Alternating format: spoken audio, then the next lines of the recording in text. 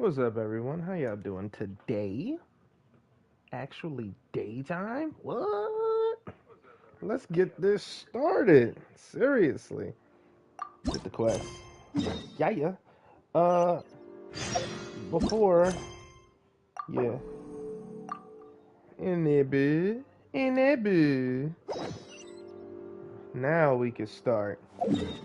Let's see, oh, we are literally at the Hotel Booth d'été already. Is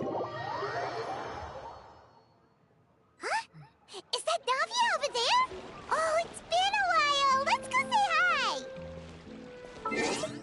Oh my goodness, that was beautiful, Paimon. I love hearing your voice. Alrighty.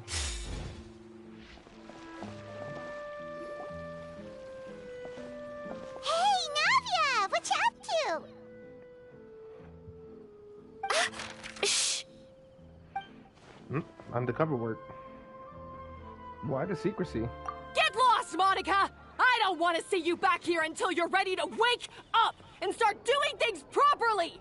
Right now, you're a disgrace to my kitchen and to the Hotel de Boer name! It was an accident.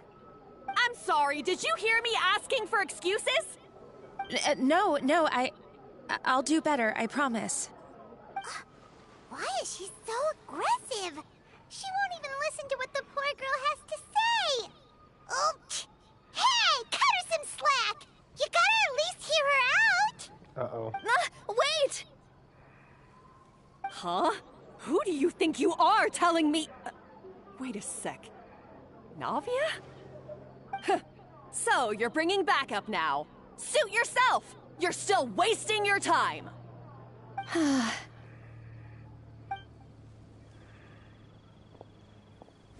Savannah, is this how you always treat your staff? My staff is right. I'm the one in charge here now. And last time I checked, the Hotel de Boer doesn't take orders from the Spina di Rosula. Of course. How you run your kitchen is none of our business. But when a member of your staff is so overworked he becomes gravely ill, that most definitely is our business. We're going to stand up for him, whether you like it or not. Overworked? I've said it before and I'll say it again. If Vermont can't handle the job, then tough luck. There are plenty of other capable people I can hire instead. But Philmont can do the job, he just... Monica, back inside, now!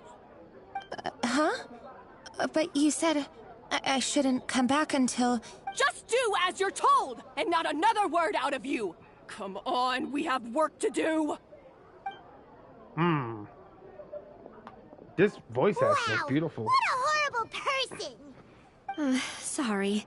Looks like I've dragged you into some drama again. So, who was that? Her name is Savannah.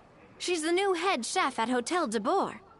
Ever since she took the job, she's been enforcing a brutal work regime and putting a huge amount of pressure on her staff.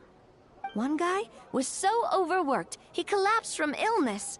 He's been bedridden for days, and he can barely even talk properly. I'm sorry. I'm sorry. It's all my fault. I don't deserve to be a chef.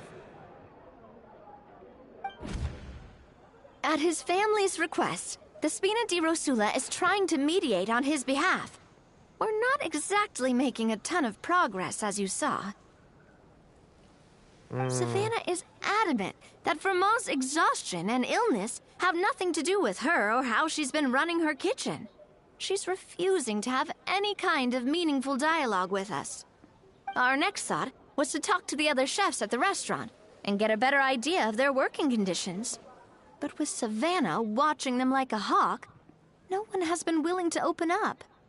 And that's why I'm here, doing it the old-fashioned way.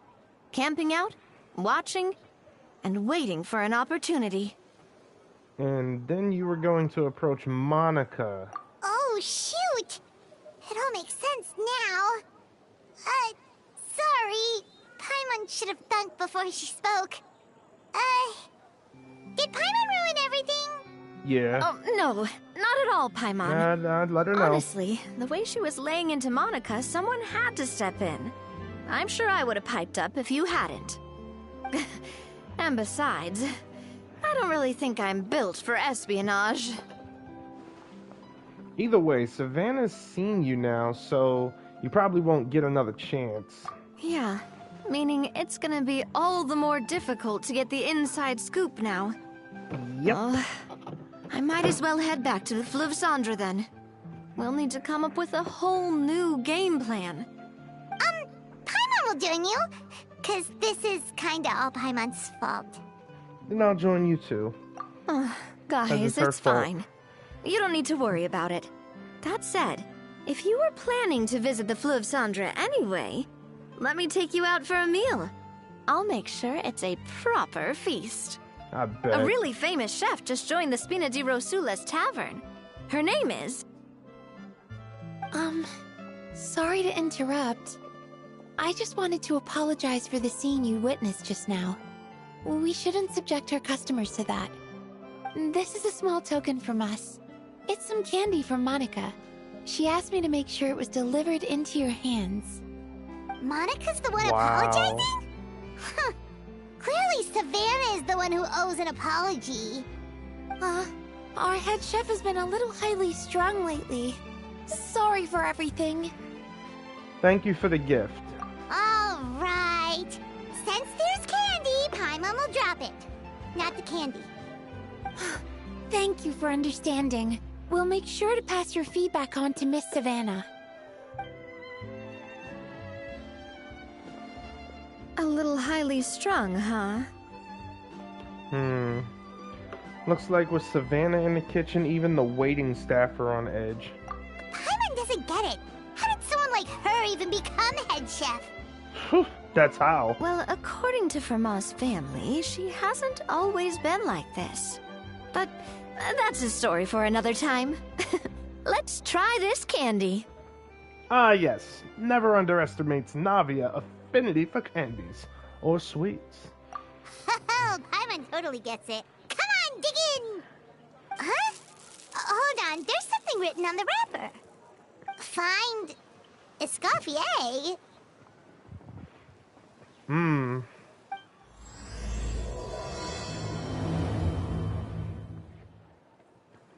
Escoffier? Could this mean... Huh? You know that name, Navia? Yeah. Let's stick to the plan and go back to the Fleuve Cendre for now. That's where we'll find Escoffier anyway. Alrighty then. I'll take the lead today.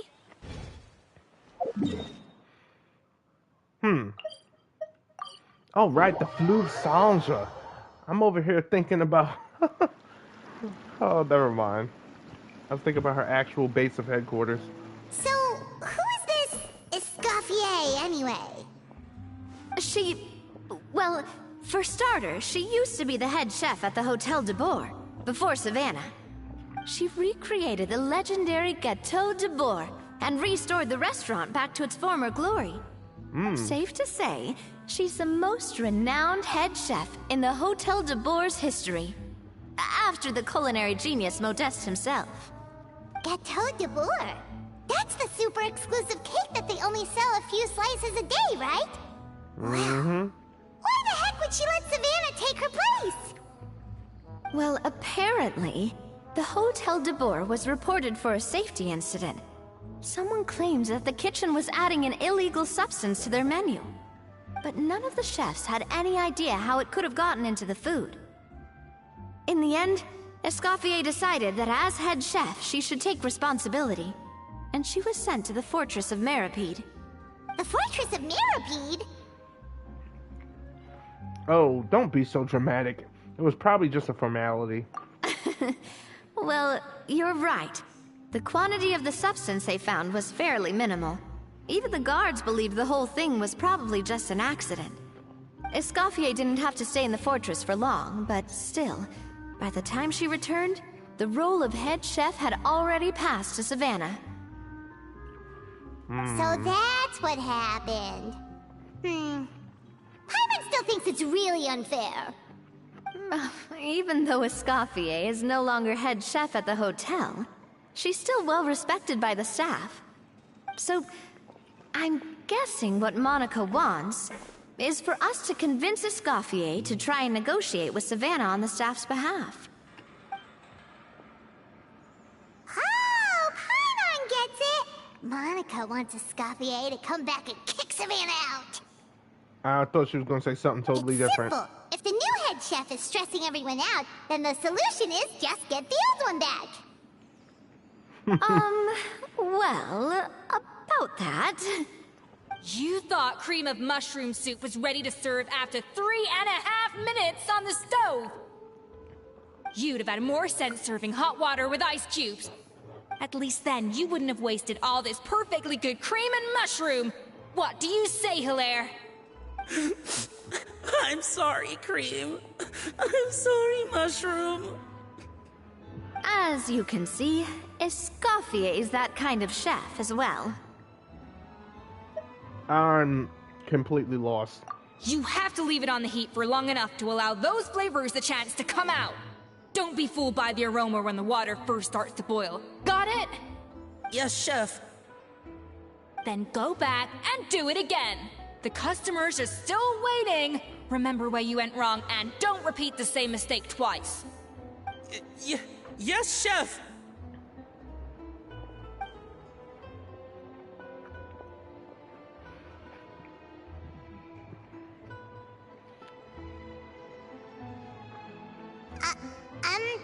Excuse us, Waiting to be served? Sorry, we're pretty busy. I'm afraid you have to join the line. Oh, no, we're not here to eat. So you're not paying customers? Then I'm afraid the wait will be even longer. It's hard to talk to Escoffier when she's in the zone. Let's take a seat. We can catch up while we wait. Yeah, that's the only way.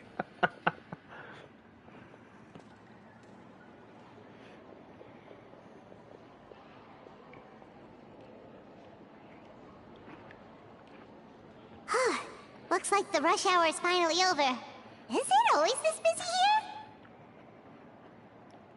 here? These days, yes. I'd say business has tripled since Escoffier joined as temporary head chef. She didn't want to go back to the Hotel de Boer? Well, in her words, the Hotel de Boer doesn't need her anymore. It doesn't look like she's got any plans to go back. I guess I'll be heading off then. Wait, take these home with you. We can't serve them now, and there's no sense in letting them go to waste. Oh, thank you, Chef. For what? Like I said, I just don't want them going to waste. Oh, and tell Fiamma to get well soon, so you're not running yourself ragged every single shift. Fiamma. That's the second time we've heard that name. Who is that again? He's the chef that fell ill from stress. Hilaire is his son. And with Mom stuck at home taking care of Dad, he decided to pick up some work to help pay the bills. Escoffier knows their situation, so she's been making some extra food every day for him to take home. Hey, I heard that, Navia! I've told you before, no one's making extra food. Hilaire is making blunders in the kitchen, and I can't serve his failed dishes, so he might as well take them home. Yeah, failed dishes that just so happen to be nutritionally complete every single time. So, you two must be the world-famous traveler and her companion, Paimon, yes? Is there something I can help you with? Oh, so you know us already. We'll skip the introduction then. We're here to talk about Savannah. Yeah. Since Hilaire is working for you, you must be aware of the situation with Savannah. Oh, I certainly am. The Spina's headquarters are right next to the tavern. And I've lost count of the number of times Navi has come to pester me about it. But I don't work for the Hotel de Boer anymore. And being ex-head chef doesn't give me the right to interfere with that business. Besides, I'm the one who persuaded Savannah to take the job in the first place. What? Well, she was a much gentler person back then. A little timid, even. She wasn't at all confident that she was the right fit for the role. That's hard to believe. Are we definitely talking about the same Savannah here? Honestly, I do wonder if she's just emulating me. I mean, I'm not the most pleasant head chef to be around either. At least she's self-aware. Anyway, suffice to say that given the history between us, it'll be tricky for me to tell her she's doing her job wrong without coming across like a huge hypocrite. Fiamar and the others probably think that Savannah gets it all from me. I wouldn't be so sure about that, Escoffier. Look at this note we got from Monica. She mentioned me. Whatever shortcomings you feel you have, it looks like Monica still trusts you. As for the others, well, how can you know what they think unless you ask them? Right. Monica. Plus, it's not like we're asking you to storm in there and raise hell. We're only in the initial Right. phase of our investigation. All we're trying to do is get the other chefs to open up to us. Oh, Monica. Oh, Monica. Escoffier? I can't believe her! Powdered sugar is supposed to be applied sparingly. Look at all that on the wrapper. It's thicker than the sole of my shoe. Unbelievable! I won't stand for this. She has to learn. Come on, we're going. Wait, so now she's, Well, whatever the reason she came up with, at least she's convinced herself to have a conversation. Let's go catch up to her. We don't want to keep her waiting. Very true. True blue. You know what? With Escoffier now, Cryo Traveler's gonna be something. That's all I'm saying. I mean, Pyro Traveler's something with C. Lolly, but oh man, I'm hyped for Cryo Traveler.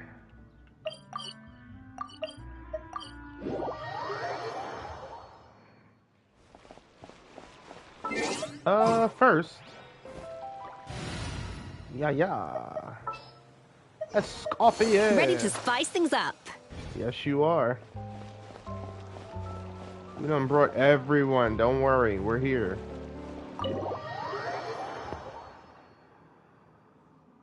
Wait, she looks like...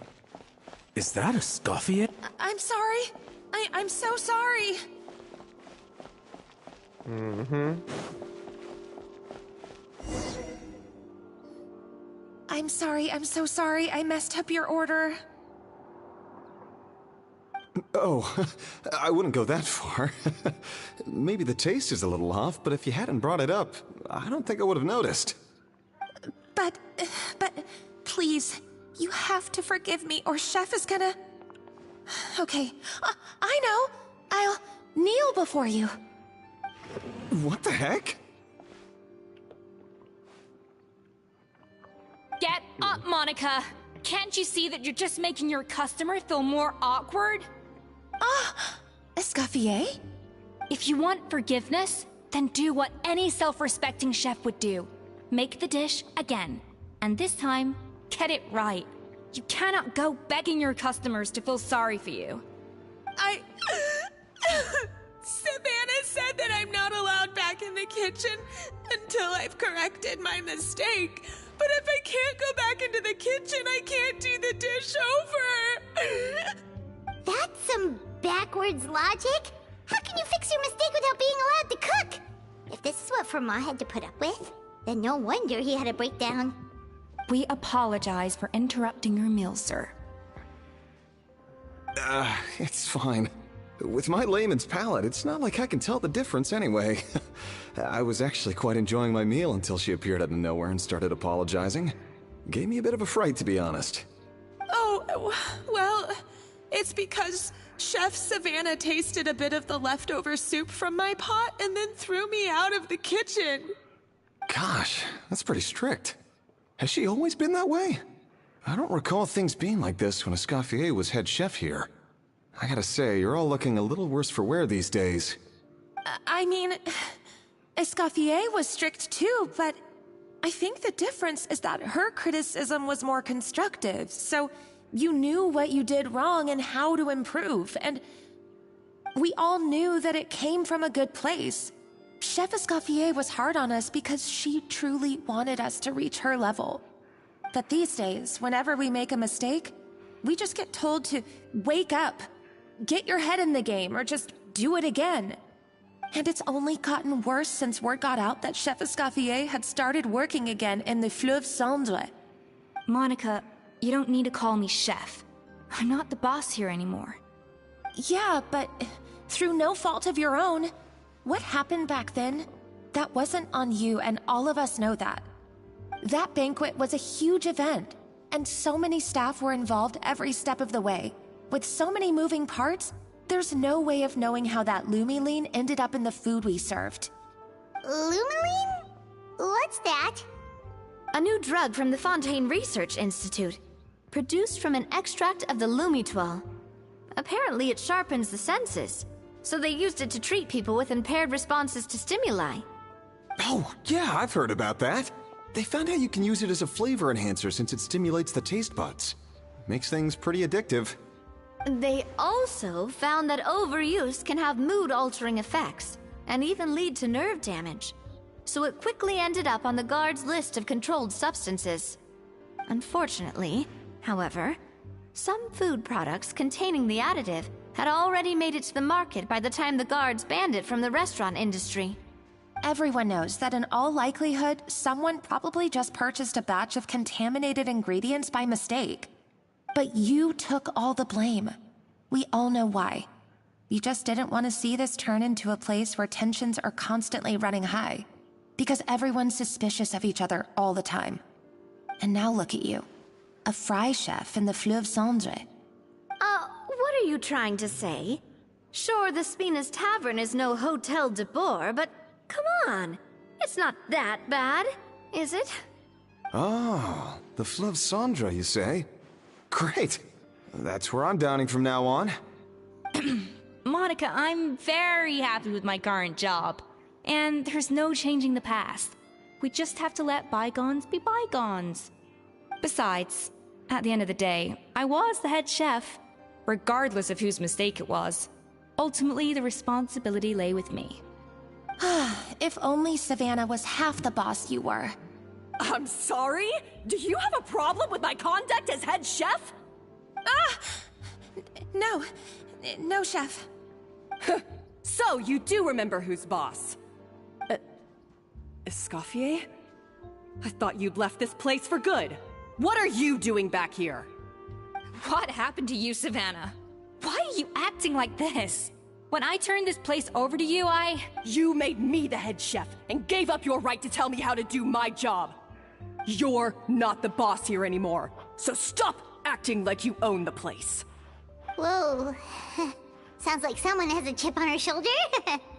Maybe we should give them some space. Oh, Savannah! My God, have you grown a temper since I last saw you? Have you put even half the amount of energy into improving your cooking skills, or are you still using the Pluie Lotus as an off-brand marcotte, thinking no one can tell the difference? That's none of your business! What happened to not storming in and raising hell? Ho ho! I was not expecting to see something this spicy as soon as Escoffier returned. Huh? Fan Asian? Aye, miladies. Might I make a humble suggestion? Given that we have ourselves a tête-à-tête between chefs at the Hotel de Boer, I dare say it would be de rigueur to settle this the traditional way. The traditional way? That can only mean one thing. Sounds like we're in for a history lesson. That's right. I'm talking, of course, about the tradition established by Modeste himself. The cooking contest! According to legend, the founders of Hotel de Boer, Modeste and Savelli, used this method to resolve all of their disputes. Everything from petty arguments over next week's menu to disagreements over the strategic direction of the restaurant. The cooking contest would decide who had the final say. Huh. It sounds like they had a lot of free time on their hands. Ah, well, it might sound that way to us. But in fact, the cooking contest played an enormous role in motivating chefs to hone their skills, reaching new heights of excellence in the culinary arts. And indeed, the reintroduction of this institution in recent years has surely been instrumental in transforming the Hôtel de Bord into the top-ranking restaurant in Fontaine. Reintroduction? Someone brought it back? Who? What say you, Escoffier? Surely you of all people won't back down from this challenge. It was you who put the rule in place, after all. Thought so. There's your answer, Paimon. Sure, I reinstated it, but I'm not a chef at Hotel de Boer anymore. Isn't this bending the rules a little? I see no issue as long as both sides agree to the terms. We could simply treat it as an exhibition of sorts. Savannah, any objections? Exhibition. Huh. No. If we're going to battle it out, let's put it all on the line. If I lose, it's up to you what happens to me. I don't want anything to happen to you. But if you lose, you hand over the Codex de Boer to me. What? The Codex de Boer? The Codex de Boer? What's that? Only the legendary handbook written by the original head chef Modeste. It contains all his secret recipes, including Gâteau de Boer. It's the greatest treasure in Fontaine's culinary world, and only the present and former head chefs of the Hôtel de Boer have the right to read it.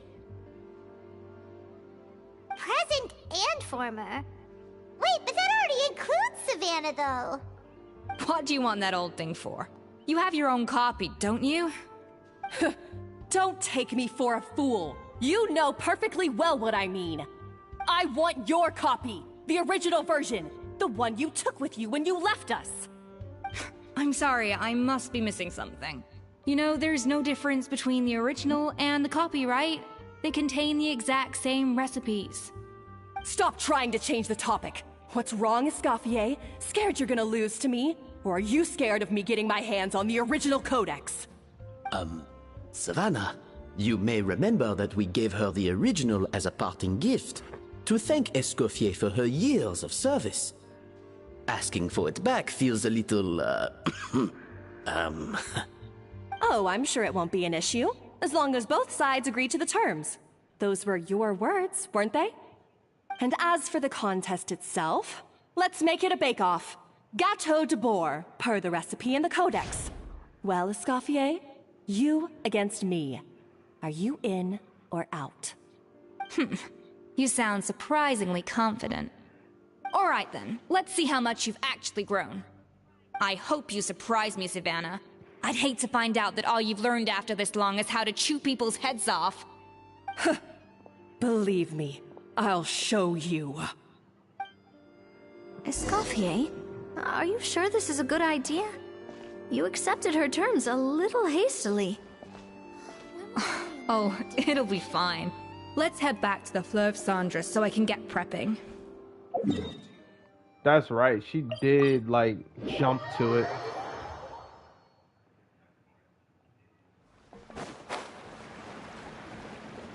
She ain't think twice, nothing. That's the confidence of a real chef right there. That's why. Oop, get stuck on a chair.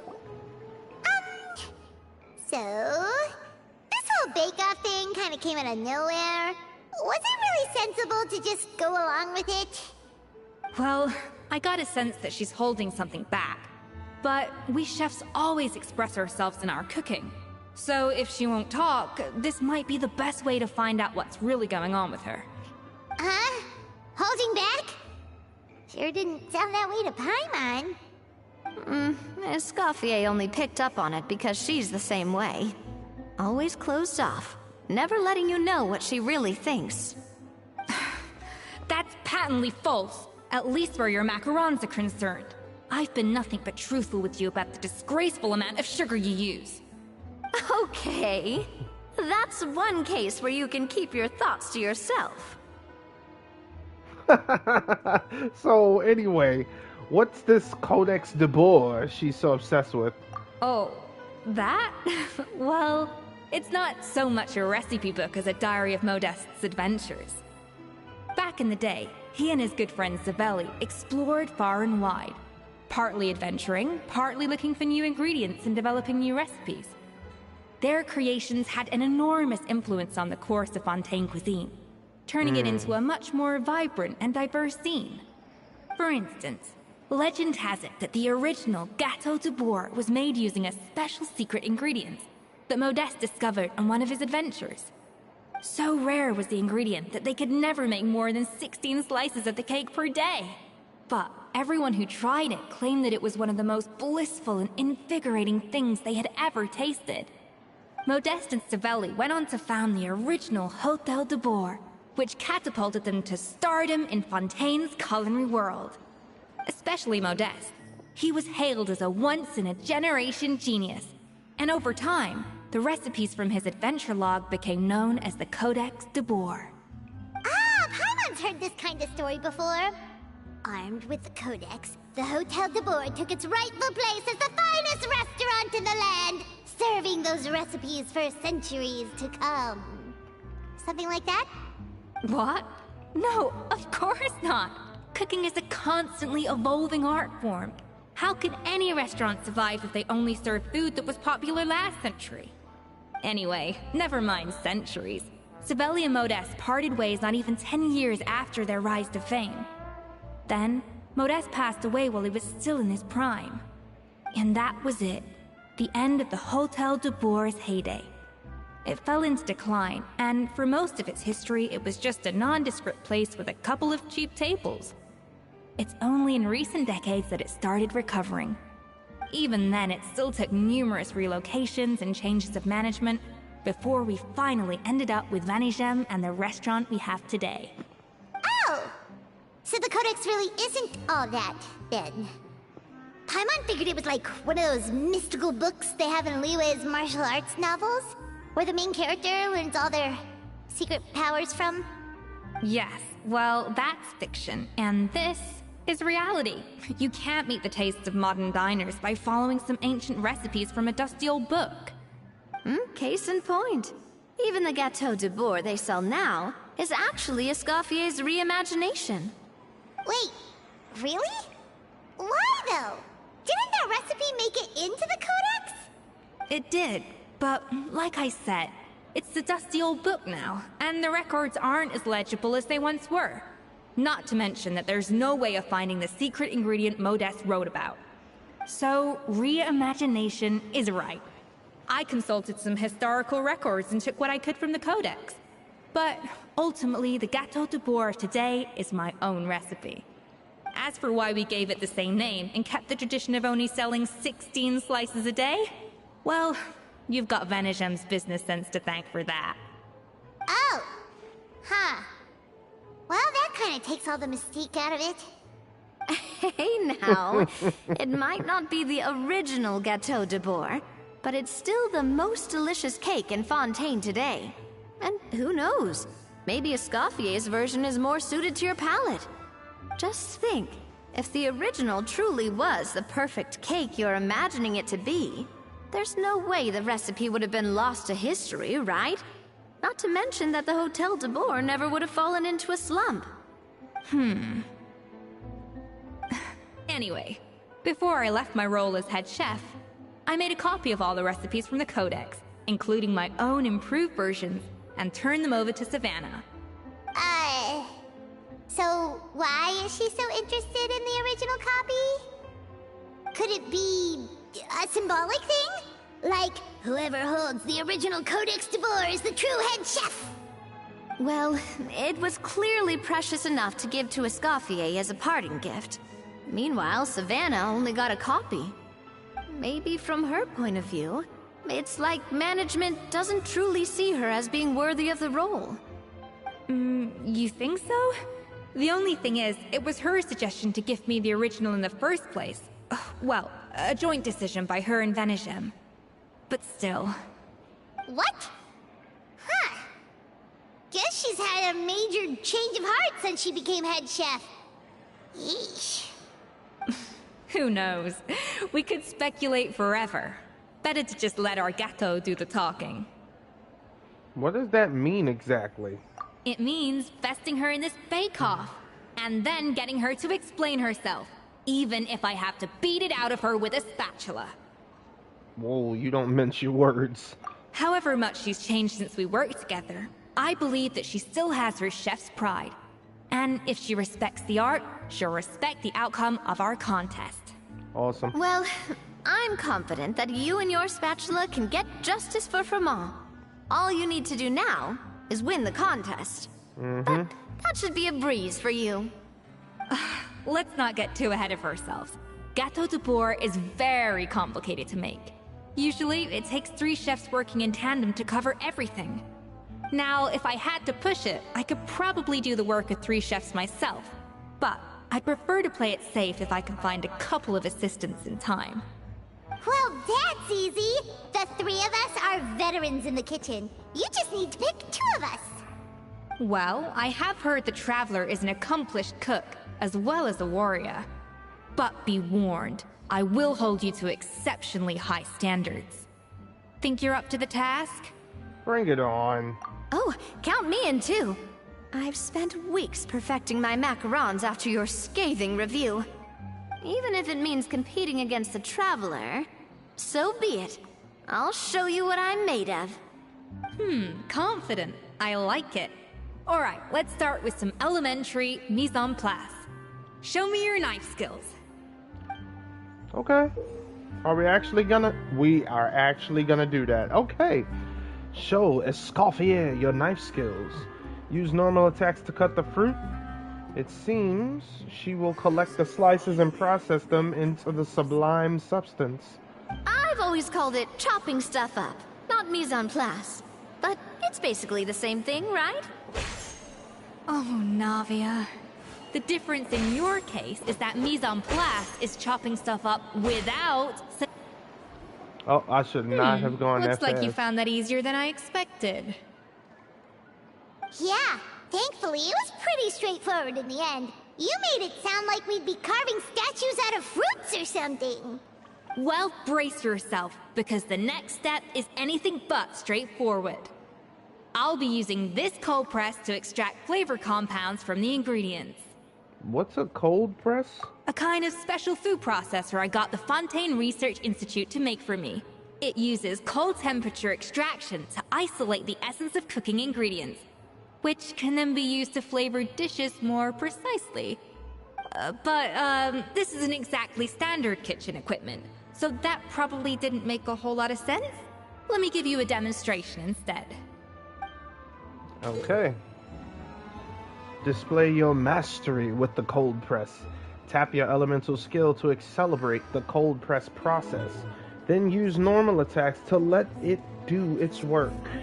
It seems like the special substance extracted from the plants might come in handy here. Custom-made equipment from the Fontaine Research Institute, huh? That's some pretty high-tech food prep. Paimon's never used anything this weird before. Cool. Not weird.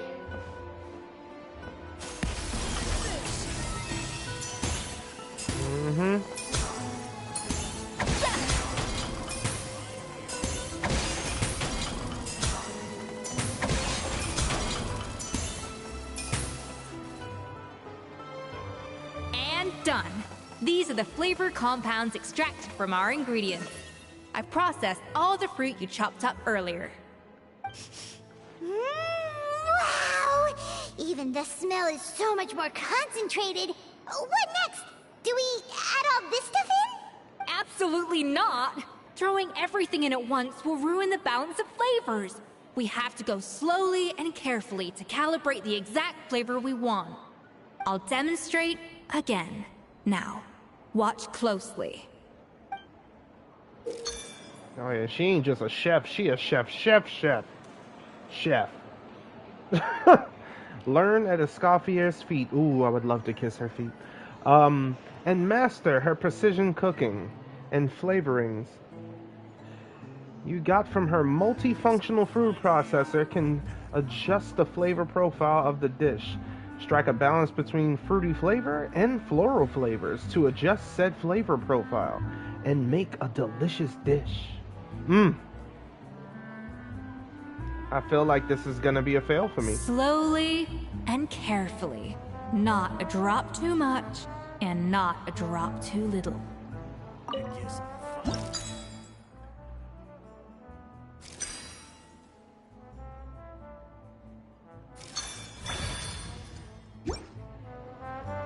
Okay.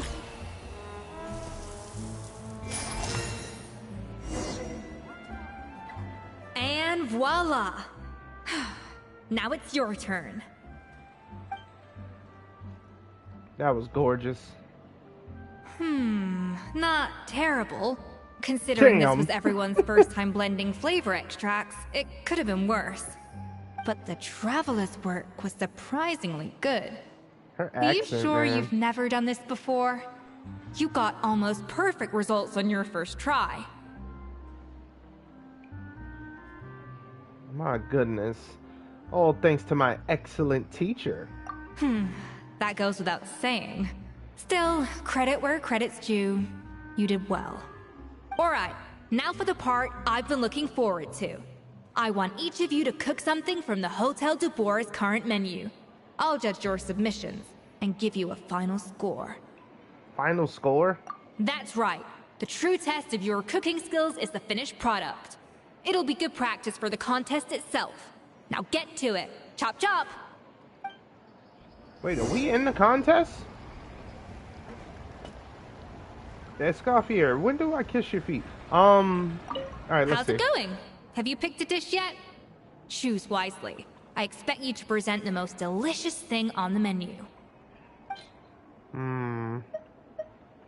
Ooh, yes.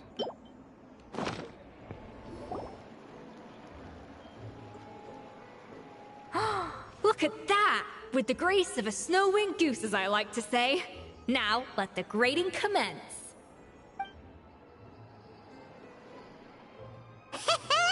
Pretty good, right? Not to brag or anything, but Paimon's a bit of a connoisseur when it comes to la food. 6 points. What? Oh, well, fair enough. Paimon doesn't cook all that often, so as long as it's a pass. That's 6 out of 100. What?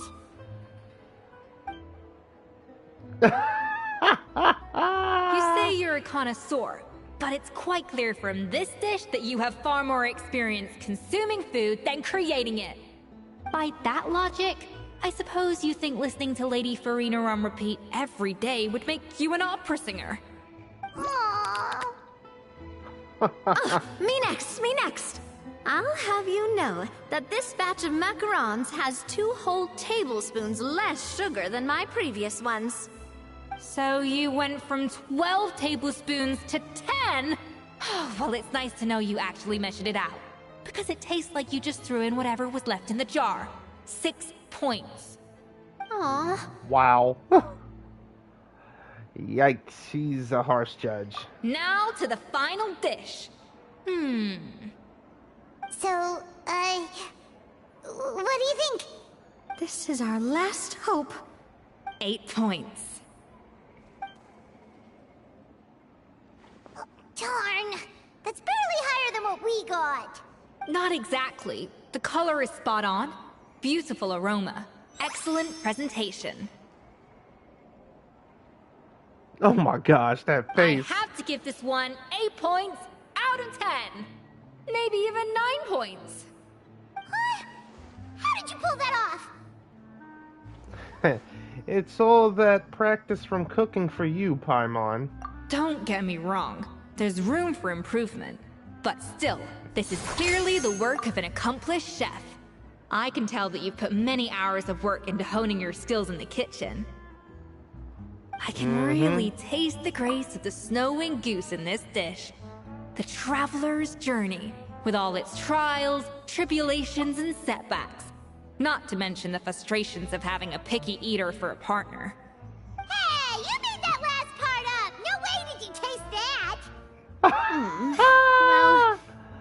like I lost fair and square. I guess you'll be taking the Traveler as one of your assistants then? But if it takes 3 chefs, that still leaves 1 slot remaining. Maybe Paimon and Navia should keep practicing and see how it goes? Chef Escoffier. Oh, it's Hilaire! What brings you here? I heard the news about the cooking contest. You're doing Gâteau de Bois, right? I was just wondering if you needed any help. Huh. And you think you're up to the task, do you? Oh, no, I know I'm not there yet. It's actually my dad who wanted to help. Firma, last I heard, you could barely get out of bed. Chef Escoffier, Navia, Traveler, thank you all so much for everything you're doing for me and my family. I've had enough of sitting around at home while you run yourselves ragged. If you let me, I'd like to help you win this cooking contest. Are you sure you're up for the task, Mom? Yeah, I was gonna say the same thing. Don't you worry. I'll be fine. I'm feeling much better now. I'm sorry. I know I've been rather useless these past few days, but not anymore. You're out of the breath. fact is, I'm a fine chef, despite recent events. I've proven myself in the Hotel de Bois kitchen, so if anyone's qualified to work under Chef Escoffier, it's me. I think. I mean, I hope so. Firma, have you even set foot in a kitchen since leaving Hotel de Bois? I have not, but I'm fully rested now. I know I can handle it. I'll prove it. Let me whip something up for you right now.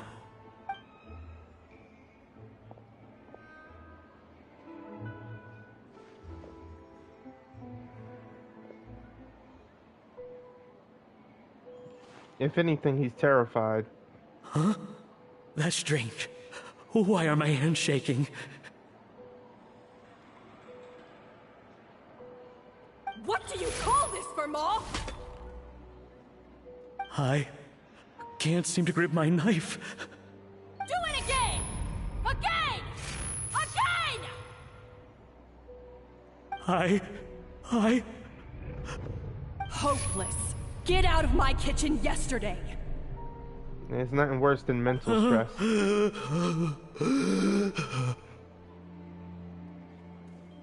Dad, what's wrong? I don't understand. I was feeling so much better, and then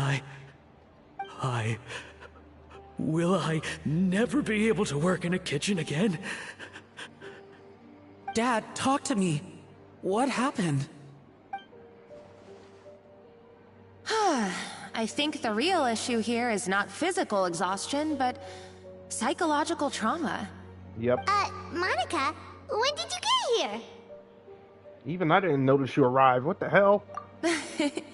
Probably because you were all concentrating so hard on your cooking. I didn't want to interrupt your flow. But anyway, Firma, I'm so sorry. If only I'd known how serious your situation was, I would have stood up for you sooner. You have nothing to apologize for, Monica. During those long nights of redoing every order, you were the only person who looked out for me. Oh, come on. All I did was make you some tea. I doubt it was much help. Savannah was so ruthless toward you. I probably should have brought you something stronger. She sounds like the worst. All right, another Savannah horror story. Let's hear it. She's been getting harsher and harsher on us ever since she heard about Escoffier's new role in the Fleuve Cendre. Seems like no matter what we make, she'll find something wrong with it. What is this? It looks like a dog's been at it. In the trash now! Then she orders us to redo the dish again and again, but we never know what's going to make her happy. Do it again, do it again, do it again! Every time you remake it, you just get another earful from her. Either straighten yourself out, or get out of my kitchen! So now, it seems like just picking up a kitchen utensil gives me flashbacks of her yelling at me. Oh man, that must The more I want to get it perfect, the more my hands shake, and the more scared I am of making another mistake.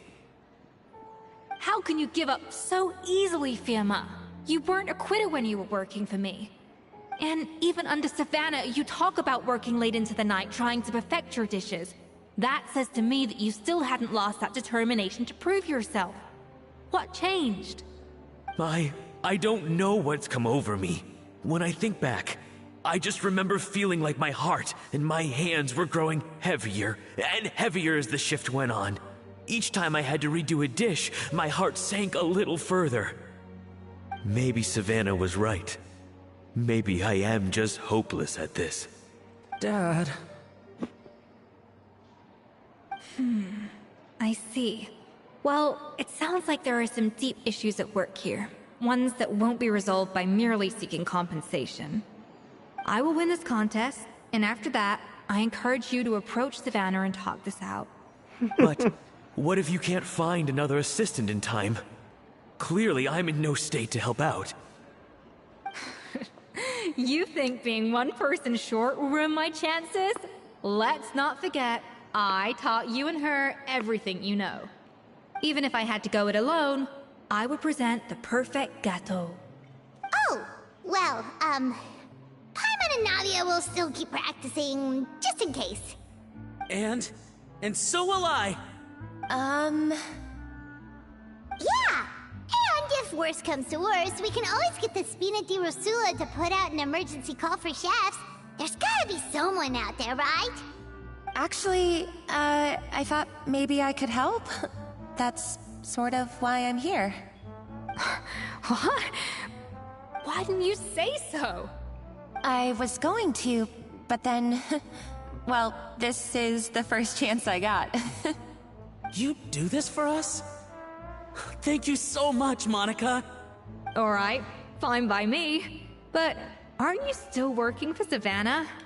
Joining the other side seems like a guaranteed way to put your future employment in jeopardy.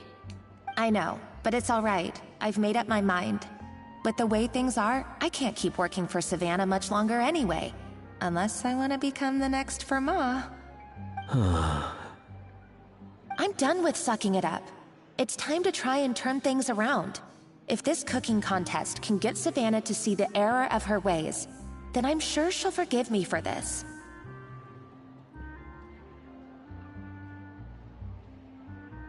I hope you're right. Well, Paimon didn't think we'd be poaching from Savannah's staff to get our third person, but there you go. Anyway, Monica's a professional chef, so nothing could possibly go wrong now. Great!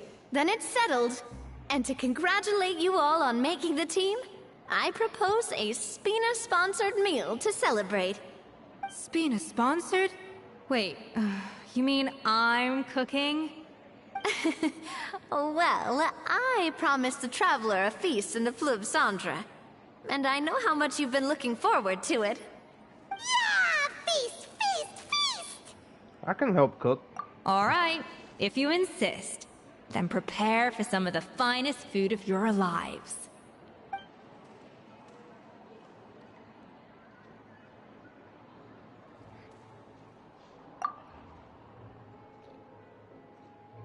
Wow. That's not a bad idea, actually. Wait, hold on. You need to finesse that further. She dishes out plenty of praise and taught me an awful lot, too. The time seemed to fly by. That was a dream come true. Paimon never knew Fontanian cuisine could be this good. Navia is knocked out. I wish I could eat that all over again. It's not often that Escoffier goes all out like this. And it's all because of you, Traveler. Where is the chef? Well, guess I gotta help the people now. Oh, she's over there. Never mind.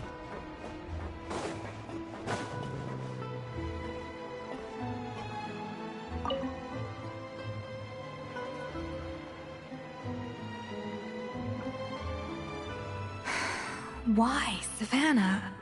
Why? What are you up to? Oh, nothing. I was just flicking through the original Codex de Boer. I wanted to see if there was anything I'm missing. Something I hadn't noticed before.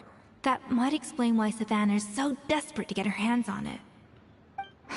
But I can't find anything. It's just some hastily scribbled recipes in between diary entries from Modeste's adventuring phase. And most of it's not even legible anymore. The copy I gave her not only has all the recipes in full, but even includes my own private tips and notes from years of experience. Surely that's infinitely more useful than this old thing.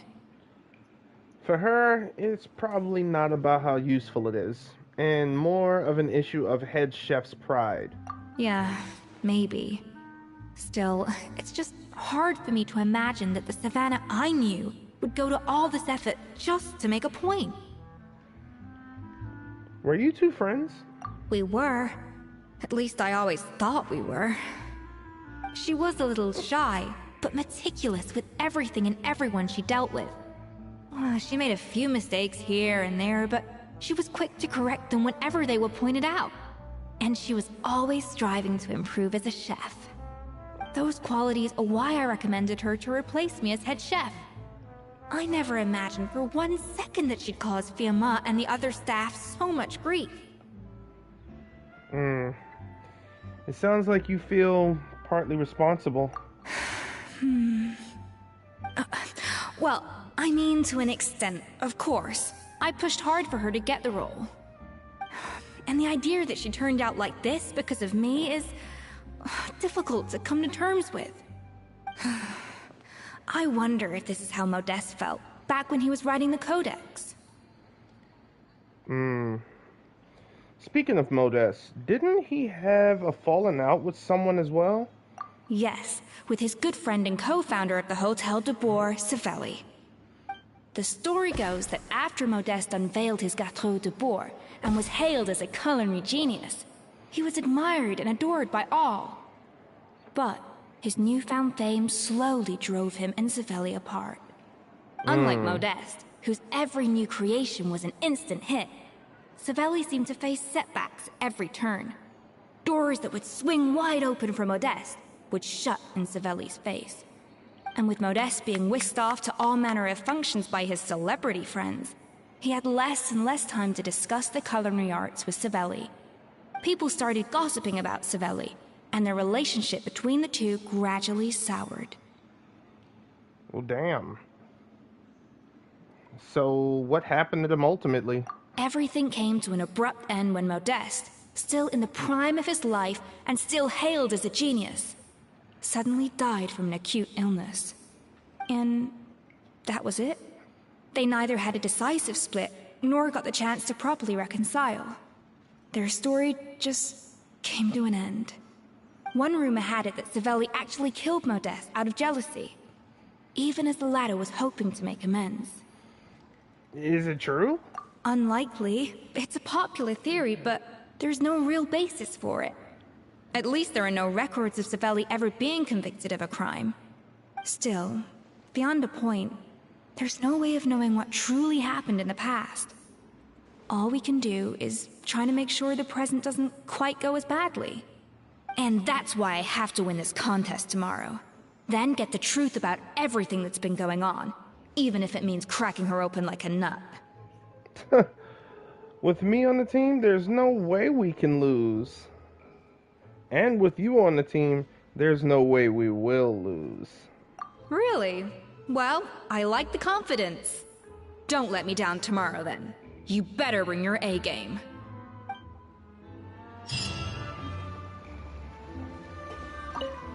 Let's hope that Savannah isn't all sizzle and no steak. After all the work we put in, it would kind of be a shame if tomorrow was a complete cakewalk. If she's like, are you serious? If she's like nothing, wasting my damn time, man. That would suck. It would suck, baby.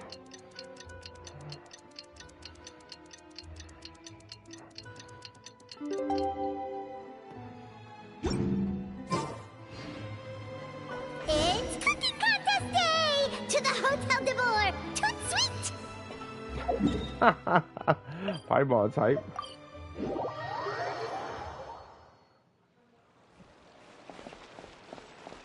Did you hear the news? Escoffier's coming back for a cooking contest.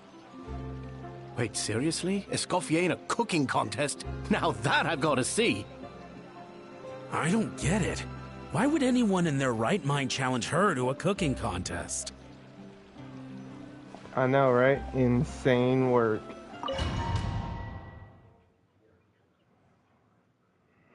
Mesdames et messieurs, welcome one and all to the Hôtel de Bord and to this most exciting of cooking contests. Savannah, I've brought the original copy of the codex you asked for. Monica? Huh. In the interests of fairness, this contest will be conducted in a double-blind format. Once the dishes are complete, they will be sent to the back of the kitchen where they'll each receive a label. The labels will be placed out of sight underneath the plates, only to be revealed after the judges have sampled them and reached a final verdict. This is to ensure that no one will know which dish is made by which contestant. As one of the judges, I promise to be fair and impartial. She is gorgeous. When my meal got interrupted yesterday, I never thought this is how they'd make it up to me. Getting a seat on the judging panel is a pretty sweet deal.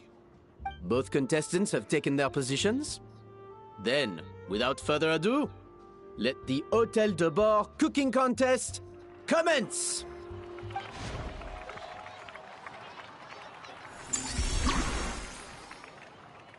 Gâteau de Bord, layer 1.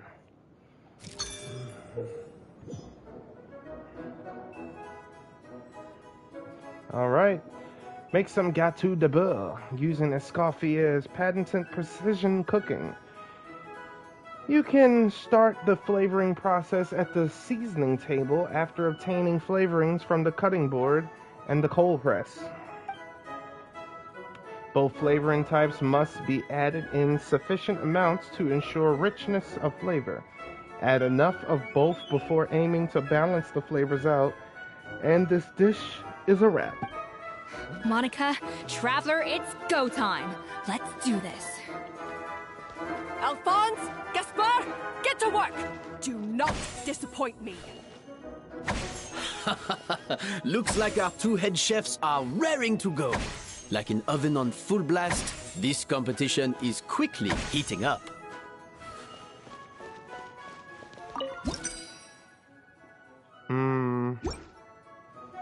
Wait, where's the blueberries? I don't even see them.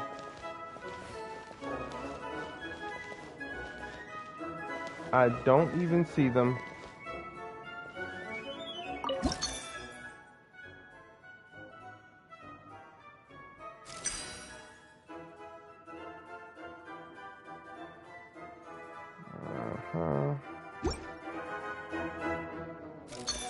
I don't see them.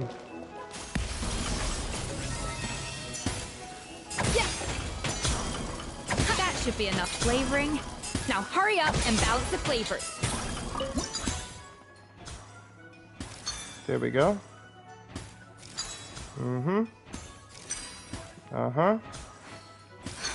Sick. Stay calm, Escoffier. There has to be a way to balance the flavors. Like Just that. think.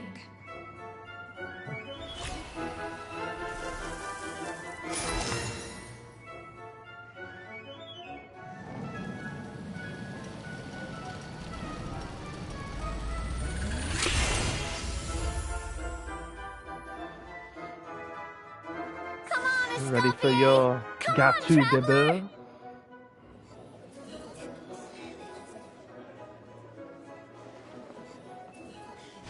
Thank you, Navia. I really appreciate that. Gâteau de beurre, layer 2.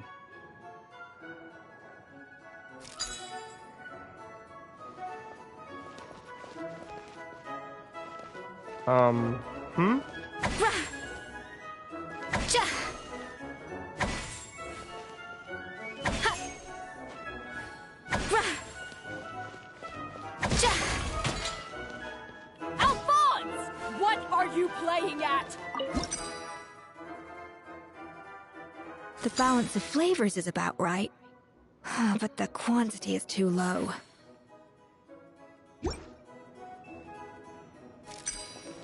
Yes, chef!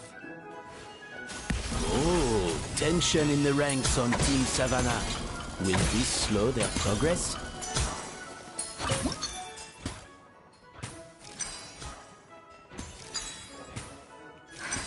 What are you doing, Escoffier? Your team's waiting on you.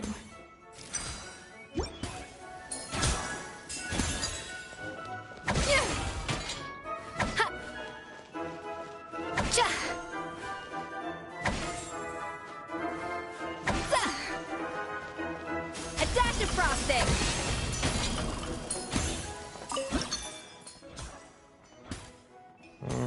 We gonna hit it with that. Hit it with this. That's not enough.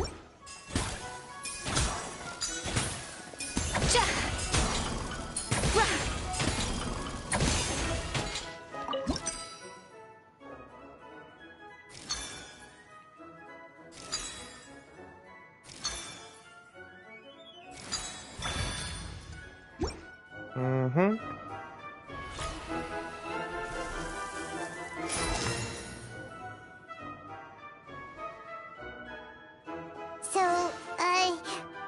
what do you think?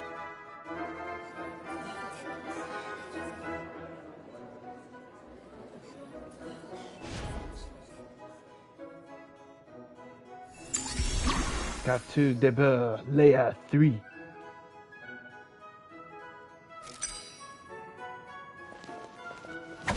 Well, we're gonna need a lot of these ones.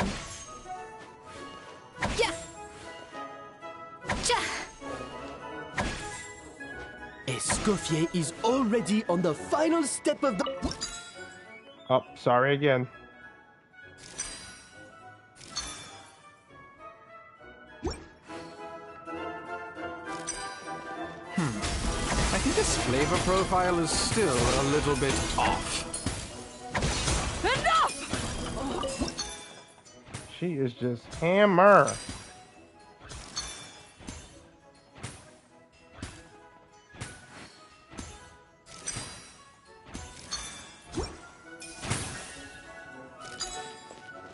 Wow! Is Savannah serious? Can she really make up for lost time working alone?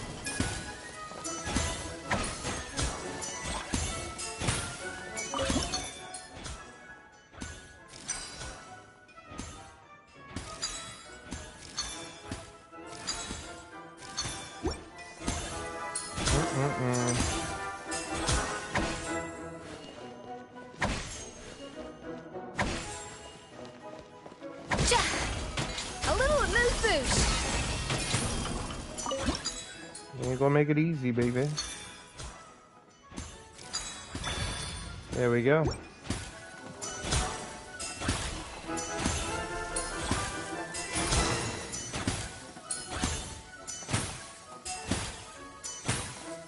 You can't match Escoffier's talent.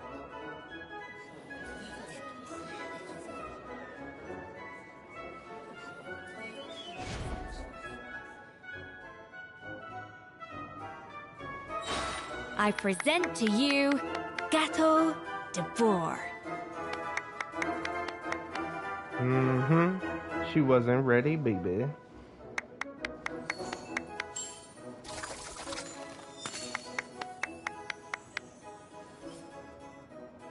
The pinnacle of excellence.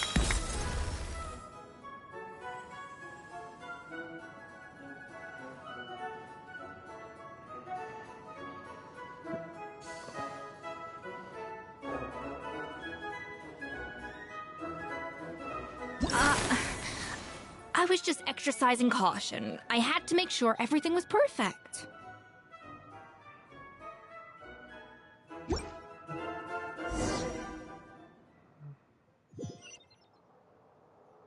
Ah, we didn't lose. Time's up! Contestants, please take your dishes to the back.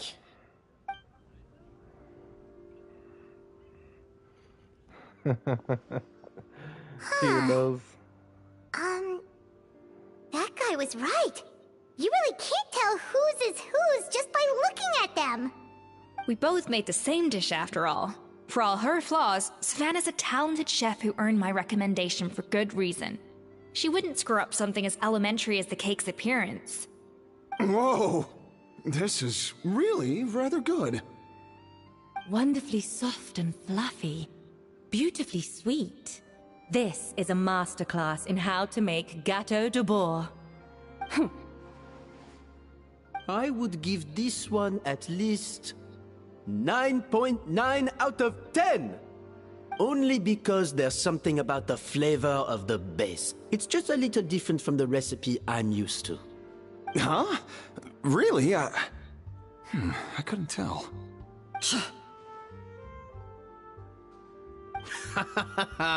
All right, on to gâteau number 2. I haven't had a single bite and already this aroma is a delight to the senses. I have a feeling that this gâteau will be a gâteau for the ages. How exciting! I'm gonna dig in.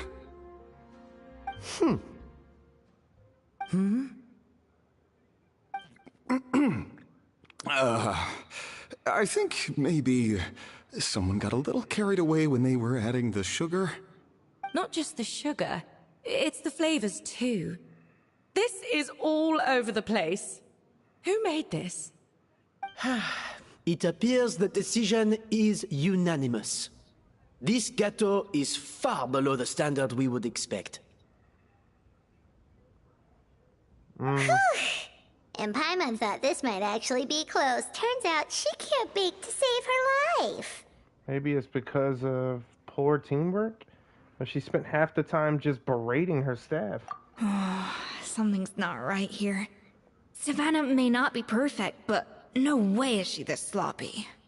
I can now declare that the creator of the first gâteau has won this cooking contest. Now, all that remains is to turn the plate over and reveal the chef's name underneath. What? It's Savannah? No, that's impossible. It's all the flavors I added. Hey, Savannah! You cheated, didn't you? You cheater! What did you do? Oh, you swapped the plates, didn't you? Well, someone's a sore loser. These cakes went from the oven to the judge's table without me ever laying a finger on them. And everyone here can attest to that. It was Van Gem's staff who labeled them in the kitchen. If you're looking to accuse someone, why don't you start with them? Isn't it more likely that Escoffier's lost her edge? Oh, or maybe her assistants let the team down. You take that back! Judges, we demand a rematch.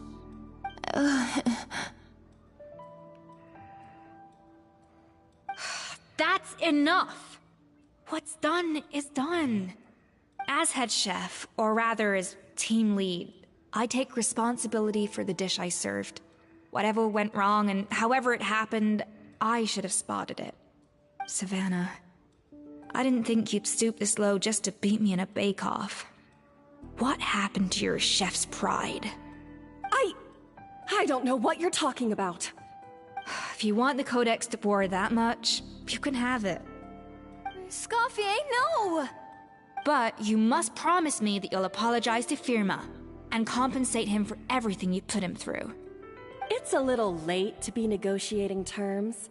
The contest is over and I won. That means you owe me the Codex, and I owe you nothing. Look, Savannah, you may have fooled everyone else, but can you really fool yourself? What I'm offering is to accept defeat without looking to expose what you've done. Monica. She sent her to But only sabotage. on the condition that you promise to stop putting so much pressure on your staff. Fine. I'll treat this as your final handover of duties from one head chef to the next. So, will that be all, ex-head chef? Or is there any other unfinished business you'd like to leave in my hands? I didn't mean that to be a scolding from your former boss. Just a word of advice from a fellow chef. and a friend.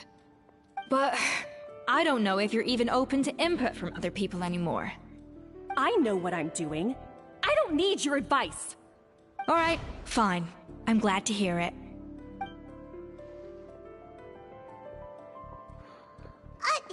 Escoffier! The Codex de Boer! Finally. Now, at long last, I will succeed. Escoffier? How could you let her get away with this? Yeah! The Codex is a souvenir of your time here!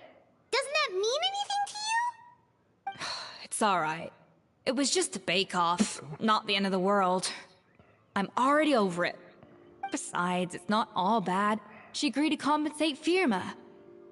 That's mission accomplished for the Spina.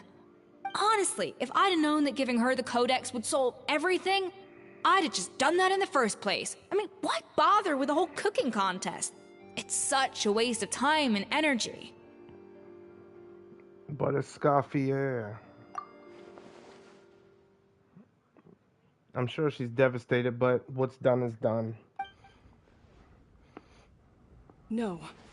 No! This doesn't make any sense! Huh? That's it? No secrets, no nothing? I don't believe it! This can't be happening. Oh, Chef Savannah! Savannah?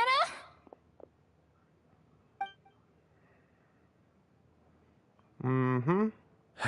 It's nothing life-threatening. Just a lot of pent-up stress and exhaustion. Oh, I knew it. Pent-up stress?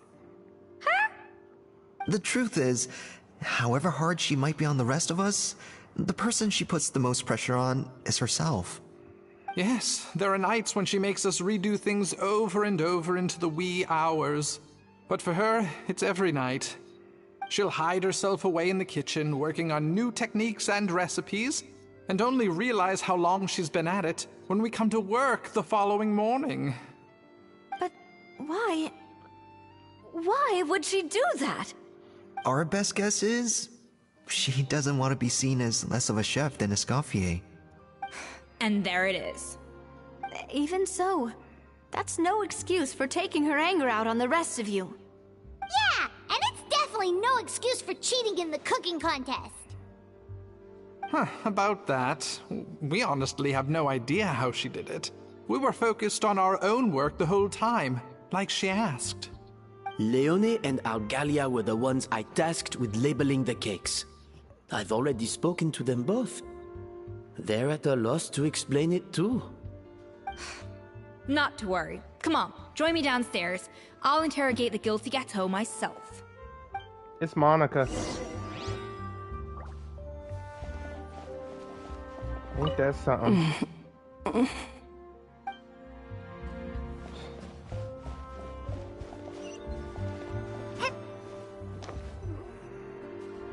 Well, how is it? Have you figured out what it was?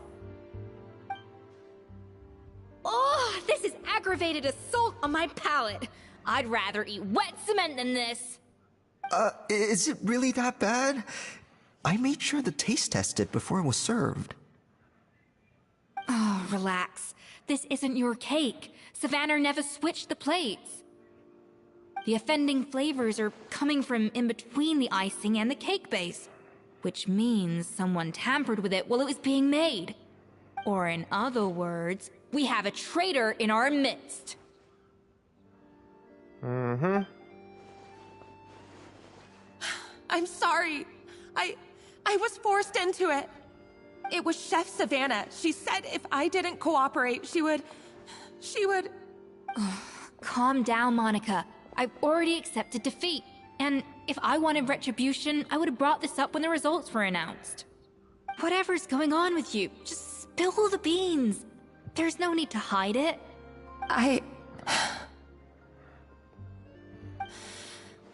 I was the one who caused the food safety incident that one time. Food safety?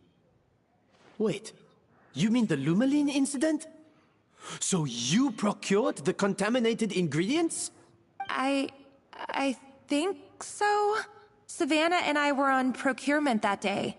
I didn't check everything as well as I should have, and so I let contaminated ingredients make it into the kitchen. But I swear I didn't do it on purpose. I had no idea there was an issue with them, and I didn't know it would end up with Escoffier going to jail. But the last thing I expected was for Savannah to use it as leverage to blackmail me with... This is crazy! So Savannah pressured you into sabotaging Escoffier's cake by threatening to expose your secret if you didn't? I know, it's terrible. I'm so sorry. I was so scared. The thought of Chef Escoffier finding out that I put her in jail, it made me freeze up with fear. I thought Escoffier would hate my guts if she ever found out, and yet somehow that's ended up in me doing something even worse.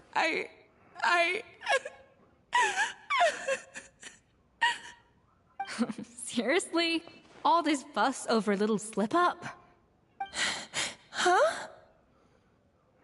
Firstly, it's not like I got a life sentence. I did my stint at the fortress, and now I'm out. And secondly, I had my own reasons for leaving the Hotel de Boer. This wasn't the only factor. So, you don't need to feel ashamed or frightened or anything like that. Any more than you need to add butter when you're pan-searing foie gras. You mean... you forgive me? Oh, well, I'm not saying you don't have to take responsibility for your mistakes. You should tell Vanagem to mark down your performance for the past few months. Then do some digging and find out exactly where those contaminated ingredients came from. Sure, you've made mistakes, but now's the time to fix them. Understood? Understood. Good. Now, back to Savannah. What about the original codex would compel her to resort to blackmail? I have my suspicions. Not that I've got any proof to back them up, though. Ugh. What happened to me? I've overheard some customers murmuring about how the Hotel de Boer hasn't been the same since Escoffier left. They think our menu doesn't taste like it used to, especially our signature items. You mean Gâteau de Boer? Now that you mention it, I noticed it during the contest too. I couldn't put my finger on it, but the flavor seems subtly different from how it used to be. But the difference was so small, I'm sure no one would notice it besides our most loyal customers and true dessert connoisseurs. Still, as head chef, it's easy to see why Savannah would get so hung up on it. So many times I've seen her make the cake base over and over again, late into the night, determined to match Escoffier's version. But something's always slightly off every time. Yeah, I've noticed that too. Never really gave it much thought, though. Thinking back on it now, it's clear that Savannah's been in a downward spiral ever since Escoffier left. She wants to prove that she can fill Escoffier's shoes. That's gotta be the reason. But after countless setbacks, she's getting more and more unhinged. And at some point along the way, she switched from doubting herself to doubting Escoffier. Doubting Escoffier? For what? She thought the codex from Escoffier was a fake. Yeah, it would explain why she was bent on getting the original at any cost. She must have thought Escoffier purposely omitted key details from her recipes when she copied them out. Also, she could retain her place as the #1 chef in Fontaine, the only one privy to all the secrets of the trade. Oh, for goodness sake. What a stupid idea. Of course. Then she finally got the codex only to discover that the secret recipes she's been pining for don't exist at all. Seeing how utterly wrong she was must have been a real shock to the system. It probably brought up everything at once. It overwhelmed her, and she passed out. There's still one thing that doesn't make sense, though. If Savannah had the real recipe all along, how come it tasted different? She might not be on the same level as Escoffier, but surely after like 50 attempts, she'd get it right one of those times. You'd think so, but geniuses like Escoffier are in a league of their own.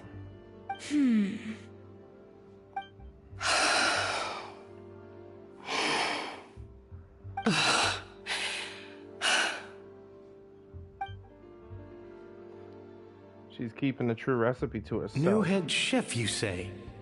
What's her name? I don't think I've heard of her before. I wonder, can the Hotel de Boer keep its edge without Escoffier at the helm?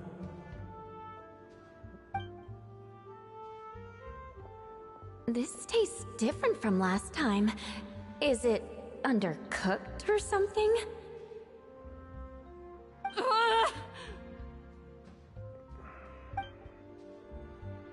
Get your hands on the codex no matter what it takes. Take this. It's a copy of the Codex de Boer. From now on, you will be its keeper. Don't listen to the doubters. If I say you can do it, then you can do it. Even if you don't believe in yourself, at least believe in me. Hey, did you hear me? Once I'm gone, the restaurant is all yours.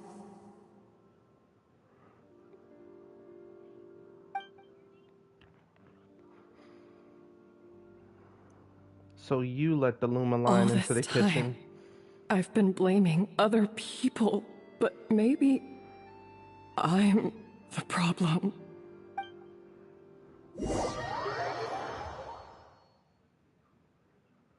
I sincerely apologize for putting everyone out. Savannah's awake now, but I don't think she's ready to speak to anyone yet. Let's give her the day to calm down. I'm sure you'll have the chance to talk everything out tomorrow. In that case, I'll go and update for Ma and his family. I wonder what he'll make of all this. So, we'll come back tomorrow then. Sure, let's go. That was a long day. I think I've earned myself a sweet treat when I get back home. Oh, nice! Macarons? Or are you gonna switch it up this time?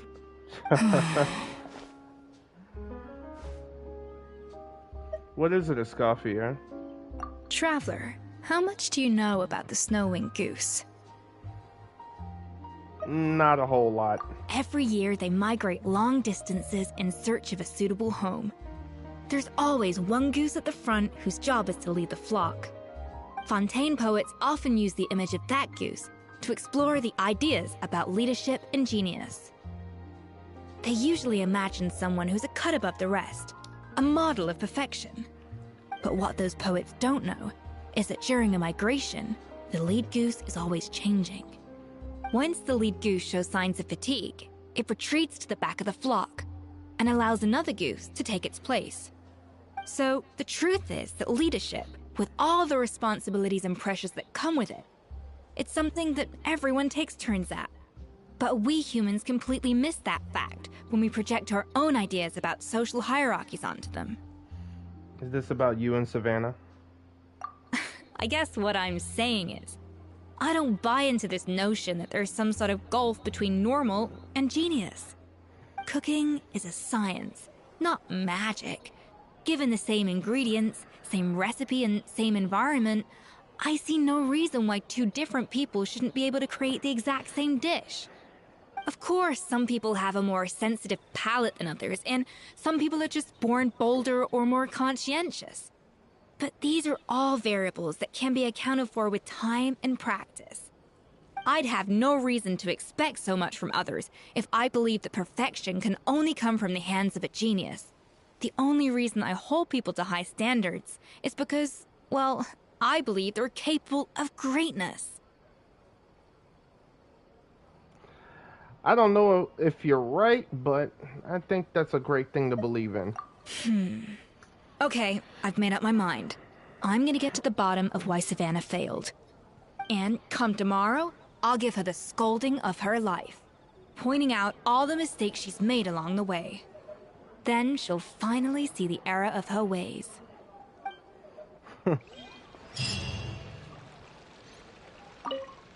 Thank you for your words of encouragement. I'm gonna head to the Hotel de Boer and spend the night investigating. I guess I'll see you tomorrow. Genius? Yep. Calling someone a genius is just another way of saying I'm too lazy to figure out how I need to improve. It's a defeatist attitude and I won't stand for it. Right, though. Same thing I go through. Lazy people, that's all it is. Oh, they're not as good as you. You're I get so sick of hearing that. Need you. Need you.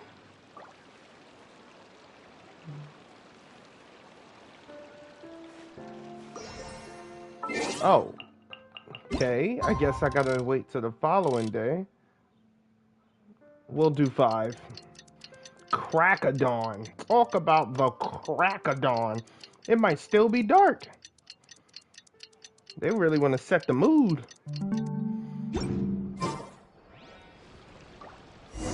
Yep. Ice Frosted Endgame. Go to the Hotel de Bois and look for Escoffier.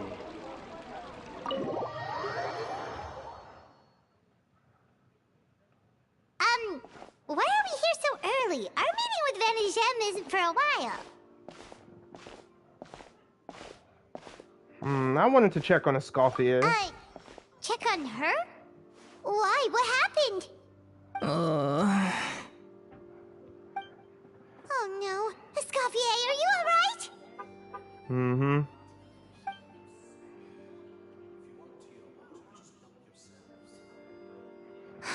I'm fine. Just need to get some more coffee in me. You really did pull an all-nighter then. Huh? What happened to my coffee? Did I really drink it all? Yeah, let me get you a fresh one. Alright. Thanks. I appreciate it. Well, there's cooking facilities here. Or we could just grab a cup of coffee from Cafe Lutece, but either way, hurry! Coffee. Need coffee. Alright, let's see. Cafe, huh? You need... Wait, coffee? Oh, is it really a quest item? Are you kidding me? I mean, we have this. It has coffee in it. Oh, we can give her coffee cake? La lecture des faux soleils?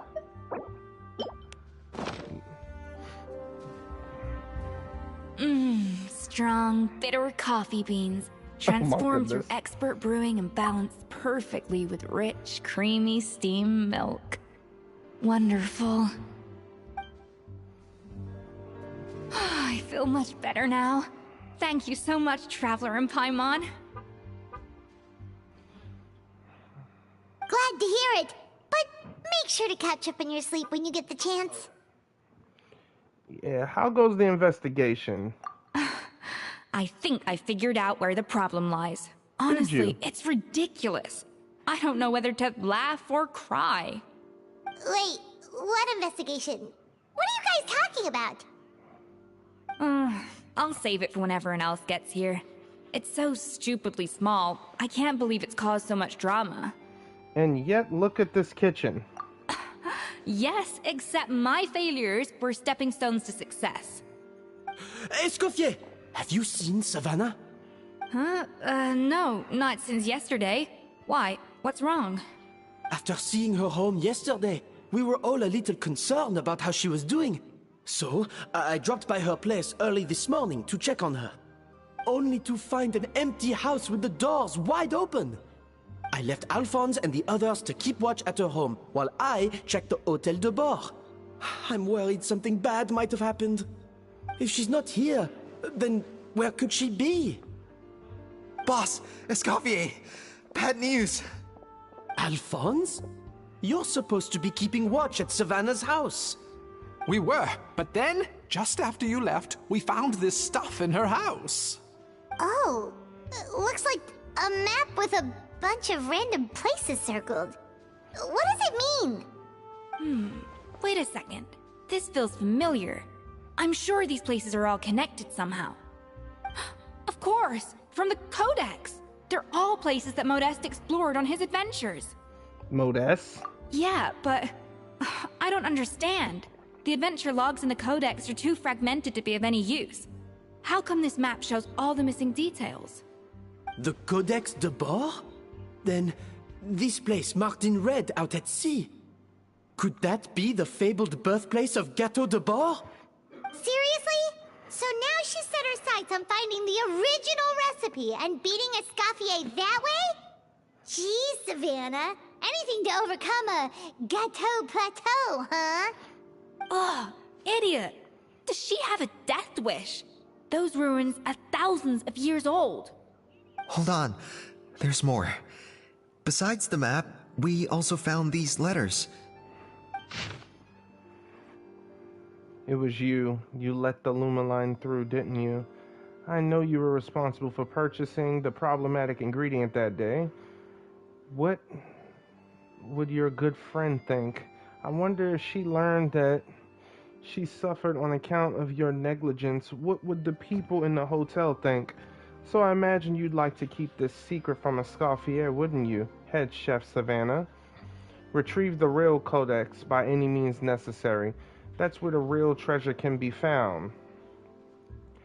And you gave it away like a fool. Well then, you're going to get it back whether in a bet or by force, it doesn't matter.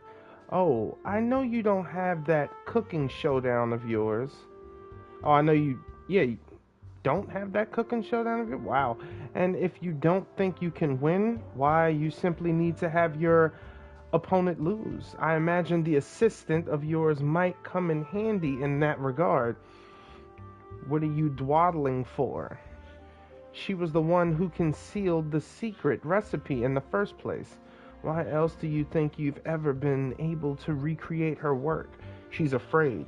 Afraid, and you'll outshine her. That you'll outshine her. What do you imagine everyone says about you, both within and beyond the hotel walls? Originally, they call you untalented, a hack, a failure, who will never surpass Escoffier. And you know those faults, that is. That's right, it's hers. She's no saint, never has been, so why hesitate? It was you. You let the Lumaline through, didn't you? It sounds like a threat letter. Does this mean that Savannah was responsible for the safety incident? And not Monica after all? Retrieve the codex by any means necessary. So the cooking contest and the cheating. Someone else was behind her pulling the strings? She's keeping the true recipe to herself. Ugh, this is all such a mess. Paimon needs a second to process this. First, we thought that Savannah forced Monica to cheat in the cooking contest. But now, it turns out that someone else forced Savannah to force Monica to cheat? So, did Savannah blackmail Monica? Or is it the other way around? Wouldn't that be something? You're finally here. Of course.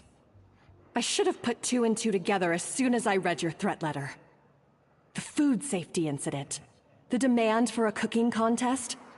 The instruction to blackmail Monica. Even the suggestion that Escoffier was keeping secrets from me. It was all part of your grand plan, wasn't it, Monica? Wow. What a twist! We should be getting close to the spot marked on the map. Of all the stupid things she's done, this really takes the cake. The moment we find her, I'm gonna curse the living daylights out of her. You gotta be kidding me.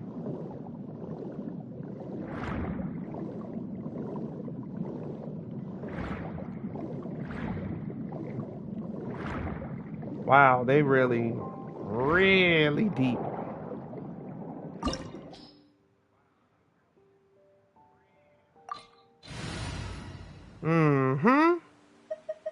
Guest star. Where you at, dear darling? There you are. My mind is completely blank. I need to get out and unwind. Just keep us safe, baby. That's all I want. C3? Yep, always C3. Always C3. Got her signature? Alright. Y'all showing off because her... Also, it's only 6% I'm missing and 108%. Holy... Yeah, because here's mine. Okay, so I'm missing actually like 80 base attack is what I'm missing. But I'm missing 6% in the crit damage. Mine's is 44 and 192. Theirs 76 and 158. Mine's better. Plus, I'm not done fixing her either. I got a couple pieces on her that I'm gonna switch.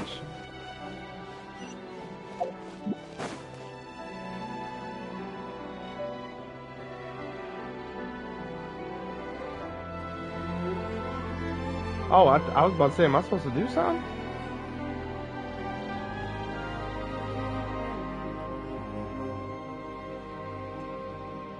This music is bumping. Whoa! This place looks like an underwater restaurant, doesn't it? Suddenly, the idea of an adventure chef finding secret ingredients makes a whole lot more sense. I think Modest's codex mentioned this place. A public bath from the time of Remoria. So yeah, definitely the kind of place that would have served food and drinks. Remoria. Some blubber beasts have come to join the party? How did they get here?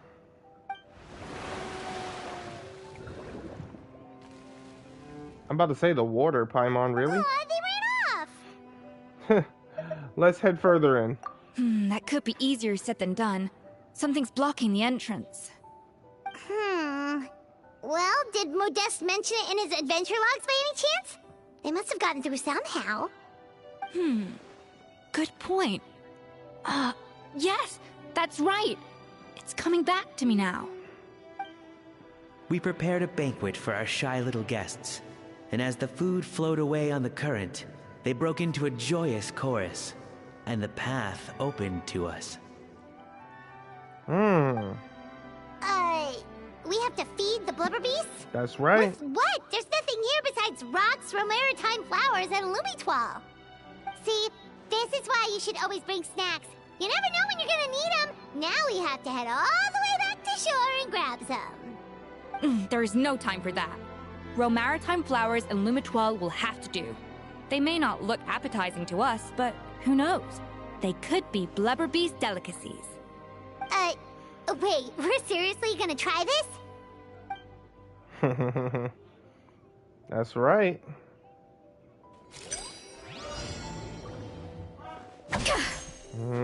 There we go. Let's do this. Up to the freezer.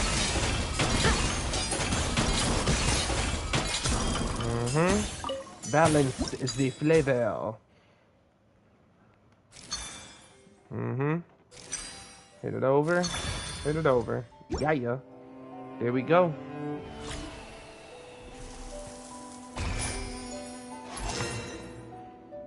Flavor balancing complete. Picture if they added that to the cooking. That would be sick. Where you could like boost your food. Blubber beasts or not, are we Even sure further. this stuff is edible? Trust me, they'll love it. More pertinently, how do we actually feed it to them? Oh, good question. If we try to put them in the pool, we'll probably just scare them off again, and who knows how long they'll be gone. Yes, we can't afford to wait for them to double back. Oh, what was it that Modeste said again? Something about the food flowing away on the current.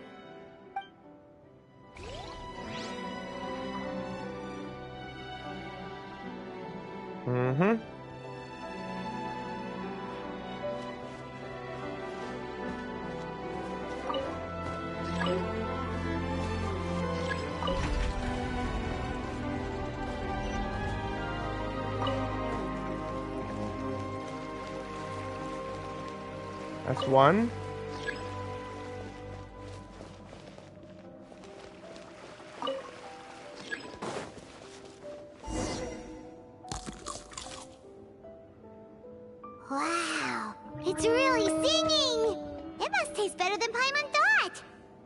So that's one.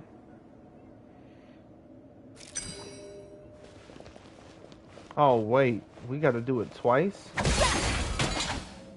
A little amuse-bouche.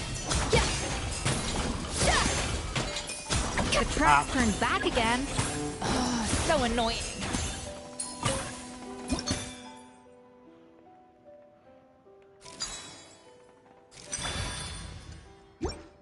Mm-hmm.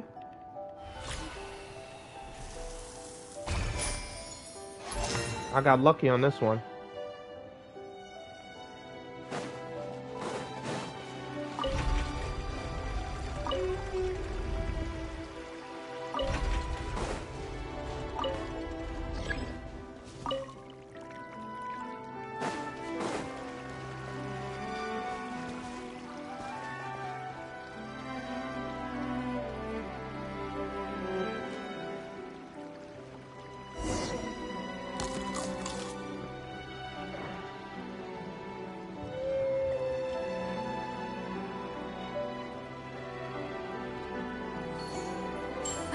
Hey, it's open! And that's how you do it, people. Wait a minute. There. Hold up. Wait a minute. Just wait a minute now. And this is gonna turn up theirs even more. Yeah, 96%. Yeah, she's critting every time now, baby.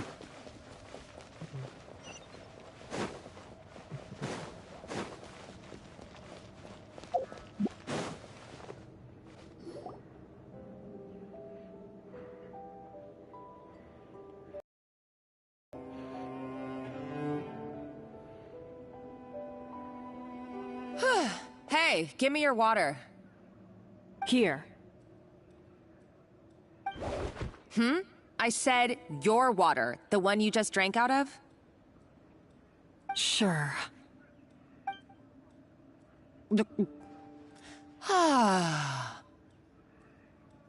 All those years slaving away under Escoffier, and then you. Today, it's finally paying off.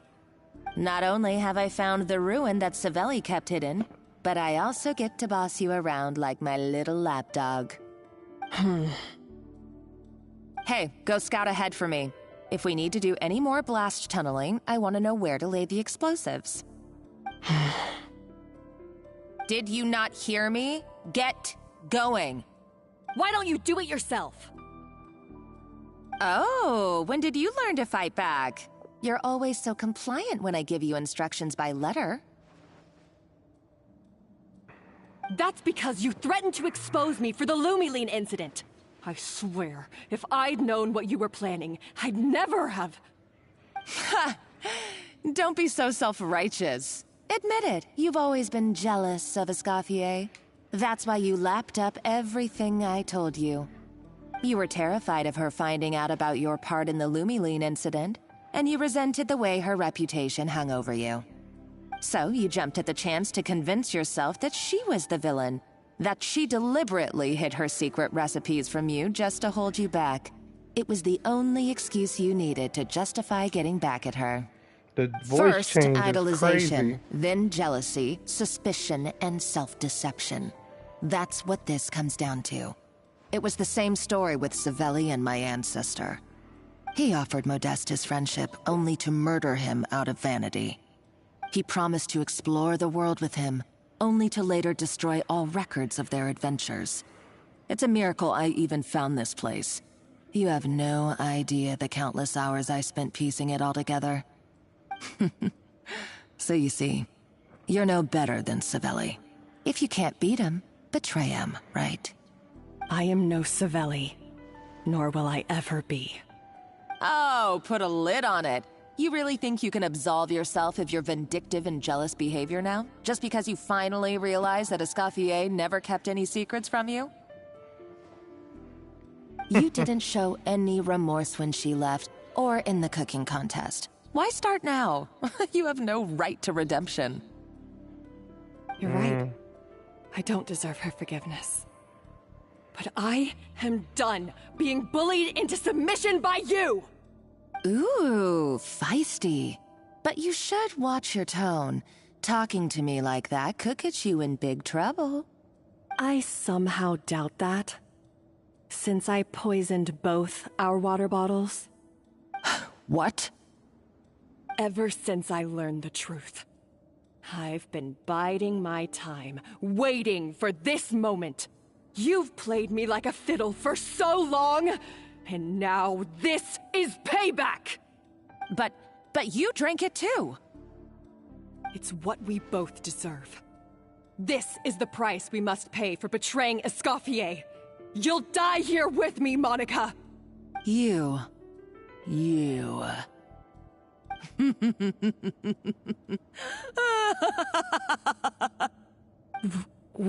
What's so funny? Oh, you're too much. I thought I'd play along for a bit just to amuse myself. You gave a very rousing performance.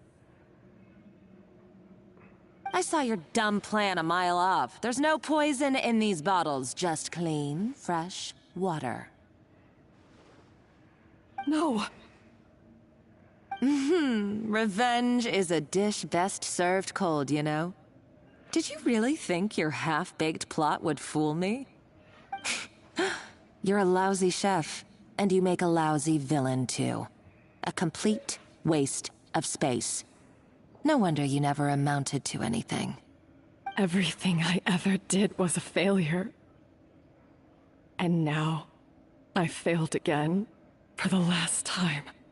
Hey, why don't you try your hand at being a comedian in your next life? You got a good laugh out of me.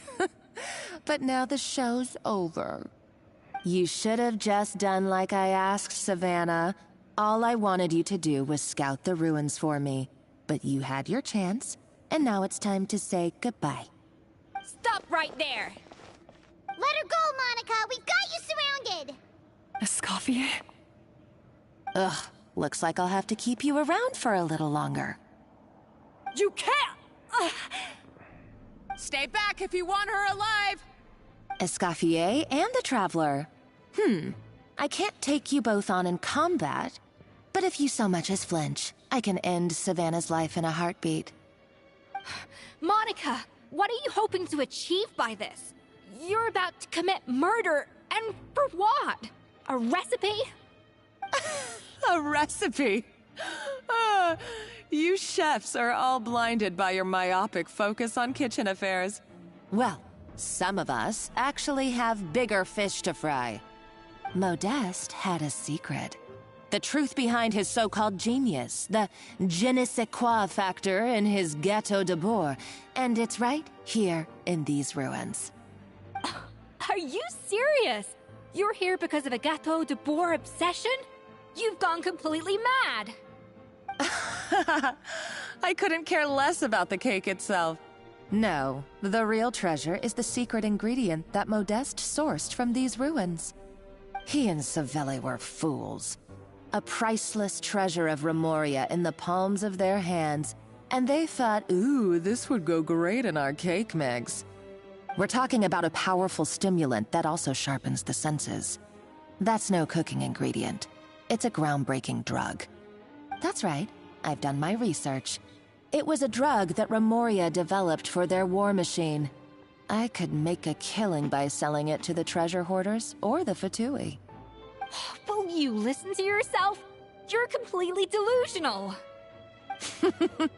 My eyes are wide open. Just wait till I get my hands on this treasure. You'll see what a fool you've been.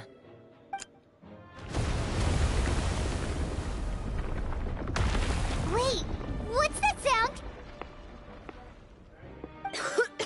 Just when I thought she couldn't get any crazier. She's lucky the whole place didn't collapse.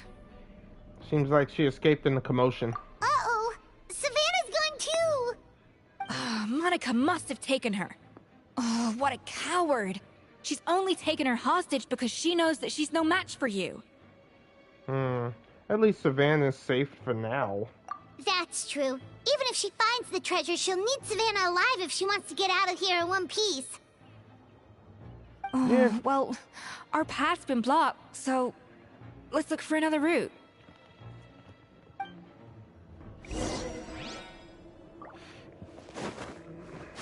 The water looks pretty deep here. Maybe it leads somewhere. Exactly what I was thinking. This is Fontaine, remember that. Boom shakalaka. You gotta think Fontainian when traveling in Fontaine.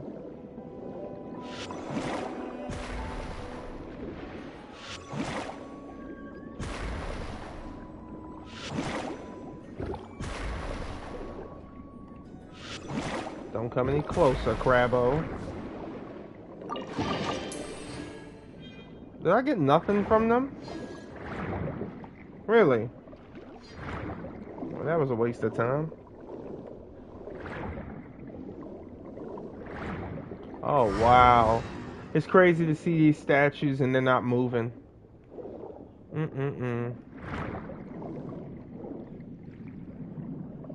Yep. That's the way.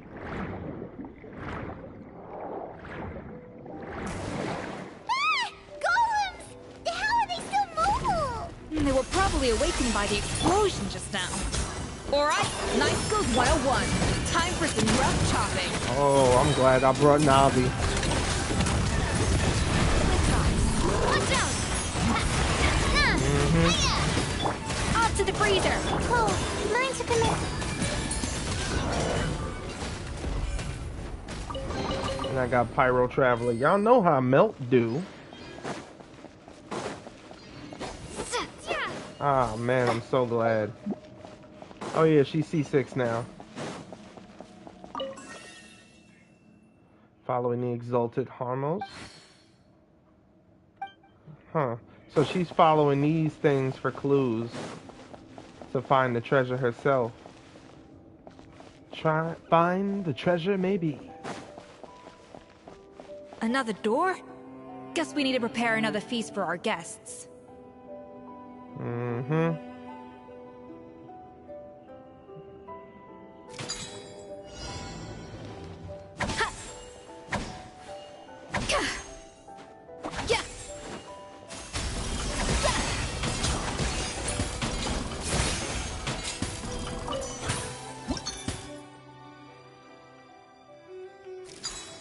We're gonna hit it with that. We're gonna hit it with this. We're gonna do some of that. Oh, well, we got 6. Now we gotta do it again. Wasn't lucky on this one.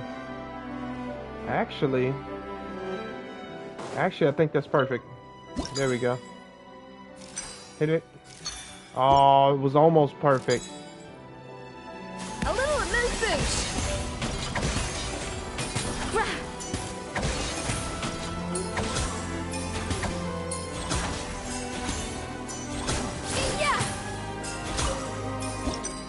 It was almost perfect. Let's hit it with a 6. Hit this with a 5. Hit it with a 3. And then hit it with a 1. And we're done. Tons of fun. Let me stop.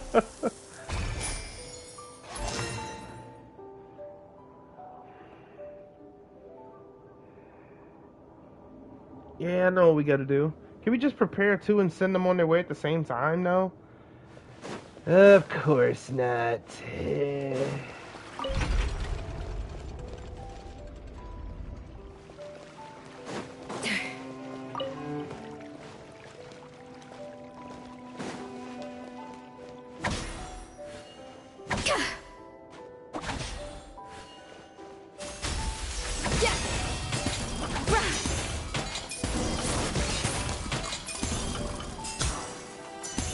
It seems to really like the texture of Rome Maritime flowers.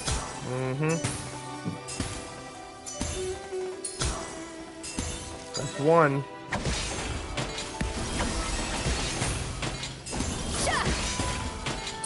Hopefully I get lucky enough this time.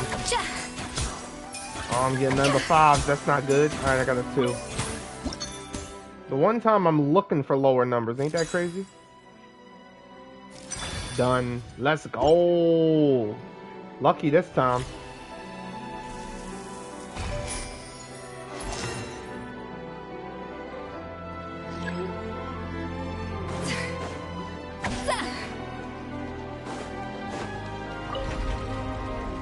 This music is just bumping.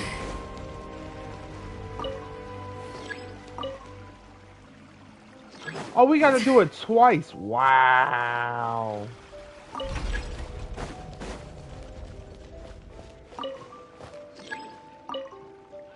Oh, what the heck?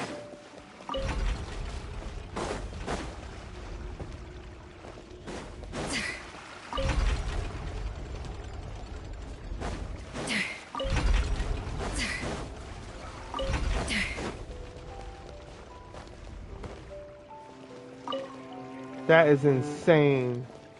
What is it, a time limit? You gotta be kidding me.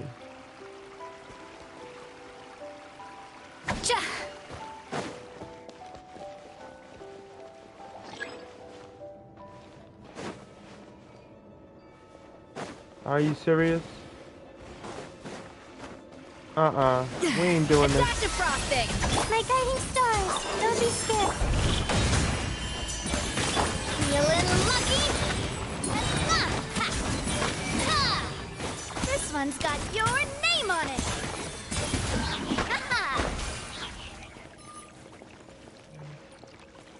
Out of here, man. I thought it went backwards. I was about to be so bad. I never knew you could process Lumitwol like that. Alright, I've got to jot this down. Lumitwols and maritime flowers. This could open the door to a whole new world. Yep, that's literally the plan. Wait, hold on. Which door are you talking about?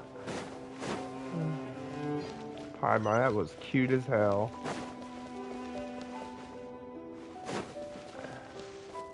It's the you know, it's the player in me, alright? The gamer in me. You always look at the other paths that you weren't Off to the on. freezer. Yeah, this is why I'm running out of energy so quick. Some pudding. Oh, that turned her all the way up. Actually, yeah, that made theirs okay.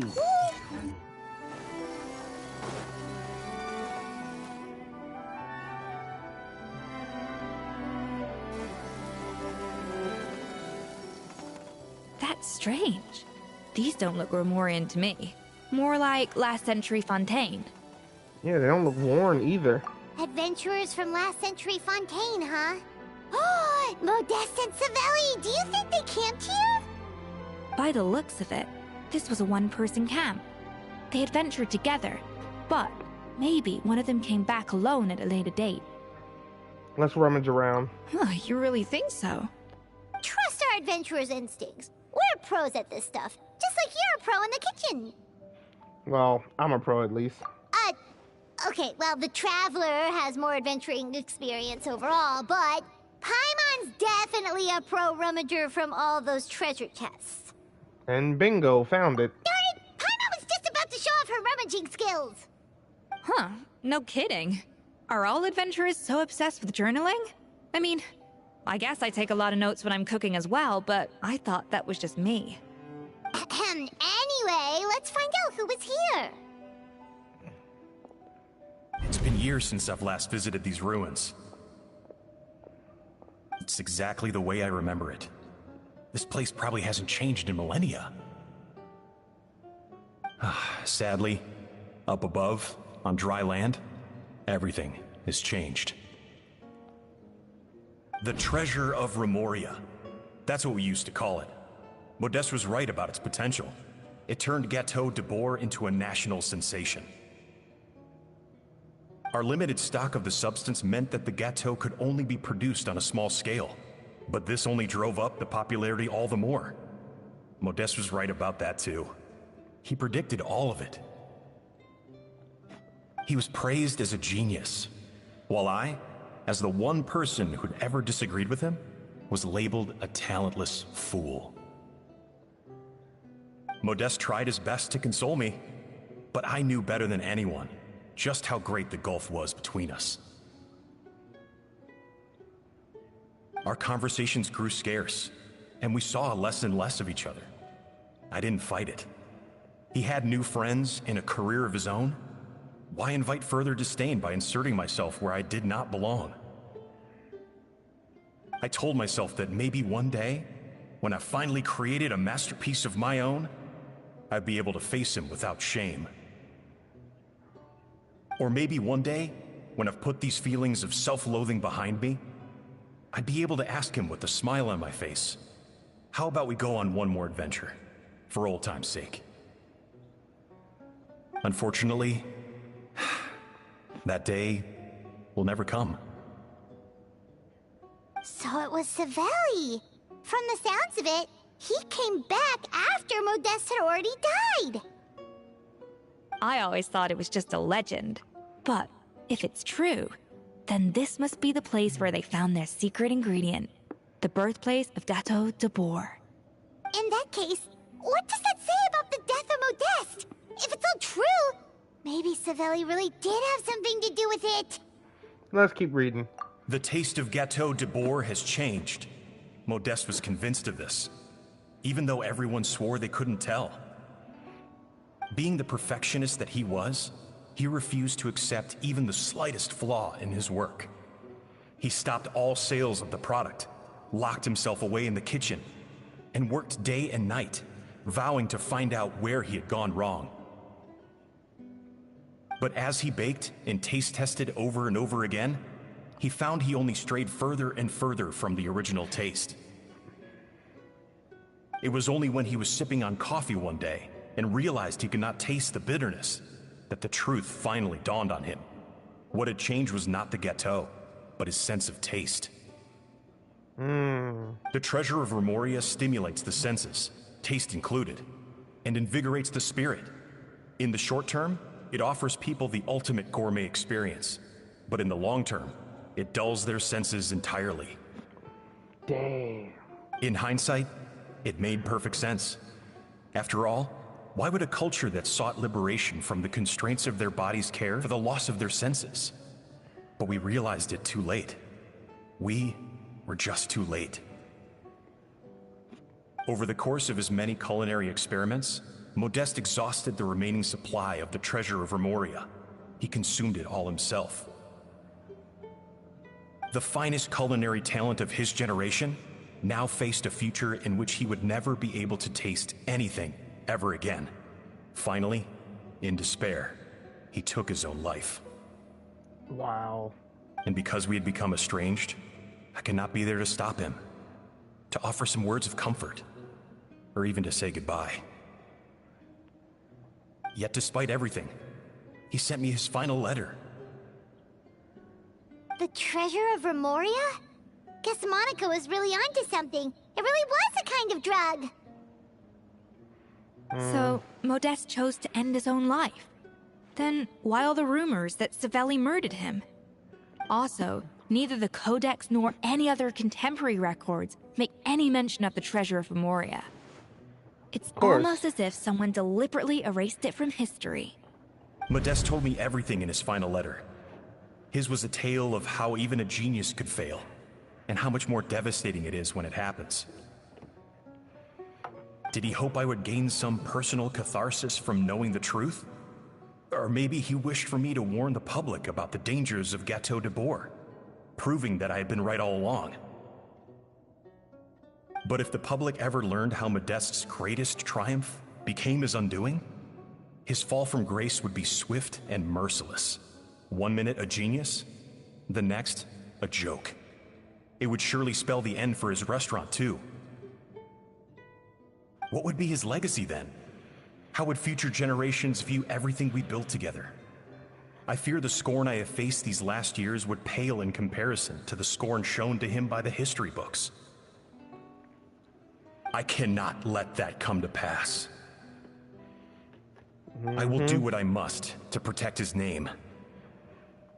It will mean tampering with his notes to remove the damning details, leaving mere fragments of our story behind. It may lead his family to suspect me of having a hand in his demise. But if that's the price of destroying all evidence of my crimes, then so be it. I would rather the world believe a tale of genius and jealousy than see his reputation in tatters. The final loose end is the evidence here, at the bottom of the sea. Hmm. So we gotta stop Monica, seriously. Huh? What's wrong? Didn't we say Savannah should be safe for now? So we thought, but if Monica finds out what happened to the treasure, there's no telling what she might do. Oh, yeah.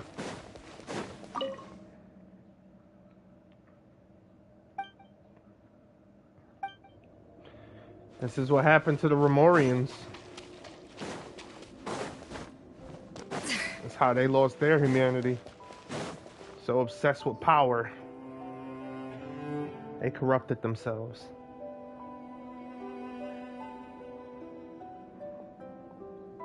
The treasure of Remoria. I have found you at last. Savelli, you tried your best to bury the truth, but you underestimated the children of Modeste. Some fragments of his diary escaped your clutches, and we have held on to them for generations. But I have to thank you too, Savannah. Without your help retrieving the codex, and with it the last piece of the puzzle, I may never have found this place. But now, finally, the secret to Remoria's military might is within my grasp. The treasure of Remoria is mine! Oh. It's empty. It's empty? Monica? Oh, we were seconds too late. Escoffier? What's the deal with that jar? Savelli's final act! He wanted to conceal the secret of the treasure forevermore and make sure it would never harm anyone again. So he came here after his friend's death and destroyed every last shred that remained. This can't be happening. All the years I spent piecing together the truth. All my painstaking planning. All that for an empty jar? Monica, don't do anything stupid. This ruin is more dangerous than you realize. Oh, shut your pie hole! Uh-oh. Praise be to Lord Remus. You barbarian shall be slain. Ooh! Jeez. She's a nutcase! A liability to herself and everyone else! Yeah, I don't think so, buddy. Well, now it's up to us to clean up the mess she's made. Take these golems out! Thank goodness I got Navi.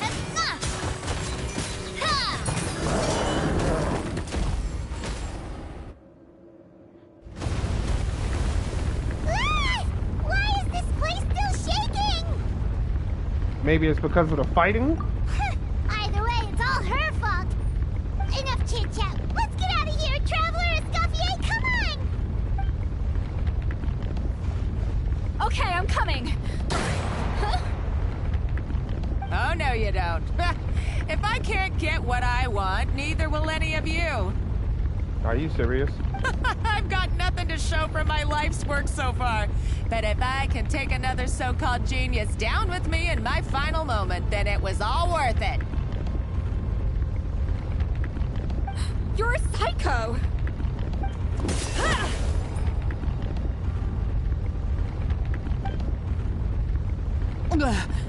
Savannah? Oh, when did you wake up?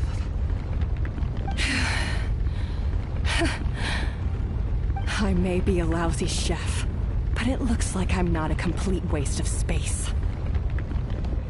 We need to get out of here. Traveler? Okay, let's go! She looks so unamused, like, can we go? Yeah, goodbye, Monica.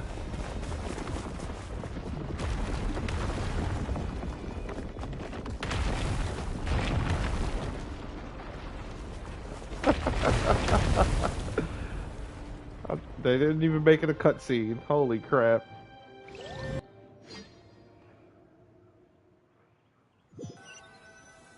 Wow. Escoffier! Savannah! Traveler, and Paimon! Ven and Jem, what are you all doing here? I was about to say, we just naming names. What did you expect us to do? Stay at the restaurant and sit on our merry derrieres? While the Traveler and Escoffier were out here risking their lives? We had to do something. Even though that something ended up being, well, waiting for you here instead. I don't deserve any of you. And I certainly don't deserve to be your head chef. It was my fault Escoffier had to leave. Then I couldn't live up to her standards. I acted like a tyrant in the kitchen. And now I almost got myself killed. Come back, Escoffier. Come and be our head chef again. I'll never be able to replace you. Okay, so everything I said to you the day I left, it just went in one ear and out the other? Huh? Sorry, I was kinda in my own head at the time. All I could think about was the Lumiline situation. What was it you said again? Forget it. It doesn't matter. Anyway, I didn't leave this job because of you.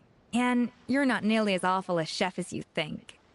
If you were that bad, why would all your staff show up here for you? Escoffier's right. Sure, you nitpick our work and get us to do things over a lot. But when it comes down to it, you're the one who's always doing whatever it takes to make sure the customers get served on time, every time. Things were pretty rough after Escoffier left, and Savannah's the only reason we've been able to make it through. Our customers know that Escoffier doesn't work for us anymore. But the fact is, they keep coming back. If that's not an endorsement of your work, I don't know what is. At the end of the day, we're all human, and we all make mistakes. All we can do is recognize where we get it wrong and do our best to improve. That's all that's humanly possible. No, I get what you're saying, but what I did to Firmin and to Escoffier, it's unforgivable. Well, about that, there's someone else here to see you, Chef. It's been a while, Chef Savannah. Firmin? I'm so sorry. I put far too much pressure on you. And the way I stubbornly refused to go and see you after you fell ill. There's no excuse. Nope. But I'm too late, aren't I? The damage is done. I heard that you can't even hold a kitchen knife anymore. Actually, I think I'm going to be just fine. Huh? We thought Firmin's problem was purely psychological in nature. But after the threat letter came to light, it got Firmin thinking. And then he remembered the tea that Monica used to give him every night. And as it turns out, she was lacing it with Lumiline the whole time. No way! Doesn't that cause nerve damage? It can. High doses pose a risk of serious nervous and sensory complications. But if you calculate the dosage carefully, you can control the extent of its effects.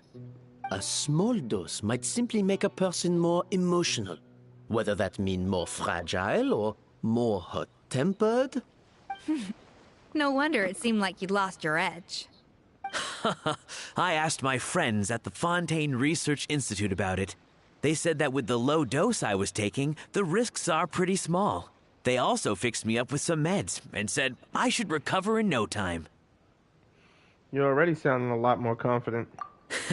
Well, that's what happens when you give someone a little bit of hope to cling on to. There's more. We believe that Firmin was likely not Monica's only victim. You mean she poisoned me too? Oh, so that's why Savannah's been so irritable this whole time! Let's not be too quick to blame everything on the Lumiline. That stuff can only amplify what's already there. So tasty food will seem like the most delicious thing in the world, while food you don't particularly care for will become utterly revolting.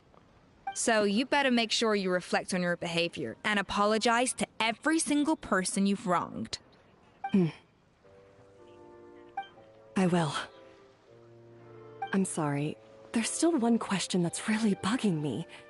Why is it that no matter what I do, my Gâteau de Bourg never tastes the same as yours? Is it just... I mean, is it because you're a genius and I'm not? It's because the heating element in your oven is broken, you silly goose. What? Is that it? I felt like something was off during the cooking contest. Once I got around to checking all the equipment, I noticed it right away. There was a half-degree discrepancy between the temperature setting and the actual temperature. All the ovens in the whole kitchen had the same problem, which confused me at the time, but by this point, it's pretty obvious that Monica must have tampered with them. I would have figured it out the day of the bake-off, since the issue affected both our teams. But of course, Monica sabotaged mine so that could never happen. No. I spent so long trying to find out where I was going wrong, and then you pinpoint the problem in just one night? It all comes back to one simple, undeniable truth. You're a genius, and I'm just plain old Savannah. Oh, cut it out! Stop the woe is me act for a second and just think. I came up with this recipe. You don't think that might have something to do with it? Do you know how long I spent perfecting my Gâteau de Bourg? 3 years! 3 whole years! I know this dish inside out, back to front and upside down. And you've been head chef now for what, 6 months? If that? A couple hundred failed attempts, and you're gonna throw in the kitchen towel? And declare you'll never be successful because you're not a genius? You clearly have no idea how many kitchen failures I've had under my belt. Or just how long it took me to finally get my recipe to a level I was satisfied with. Genius or not, everyone makes mistakes. Modeste did, Savelli did, everyone does. You're only a lousy chef if you don't face up to your mistakes, learn from them, and then keep chipping away until you crack the problem once and for all. Yep. Surely you haven't forgotten all that. You were no lousy chef back when I handed you the reins. I haven't forgotten. And I'll make sure I never do. That's our head chef. Haha! Sounds like we won't need another changing of the guard in the Hôtel de Bord kitchen anytime soon. Huzzah! Aw, what a perfect ending to a crazy journey. Look how happy everyone is. So you got your mojo back now? Yeah. Thanks to you, Escoffier. In fact, no. Thanks to all of you. Aw, friends again. So nice to see them finally settle their beef. Yeah, it is nice. Good. So now that's out of the way. It's time for payback. You cheated in our last bake-off, and I demand a rematch right now.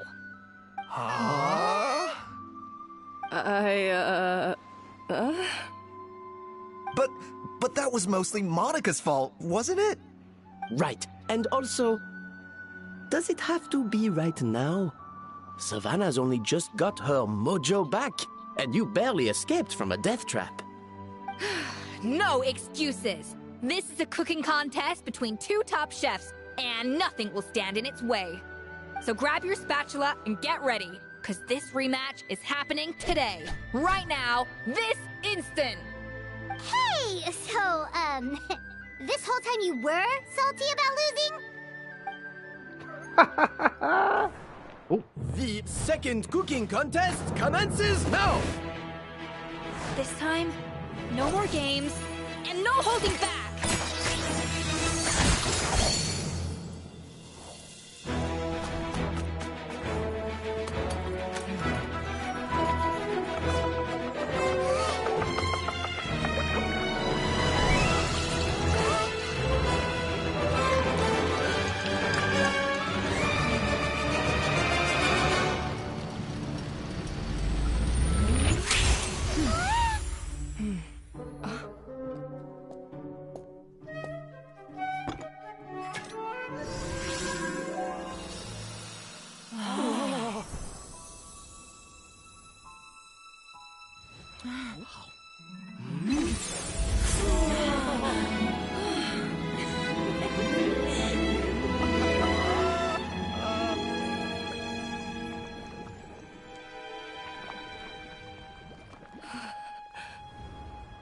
I feel like I don't have the right to be here. Hey, what are you so afraid of? You can't unbake it now. And if you don't serve it, then good or bad, you'll never find out how to improve. If you're too scared to fail, you'll never know what real success tastes like. So? Embrace your failure. Taste it. Digest it. That's the way to success. I don't know. Sounds like it's easier said than done. I'll do it.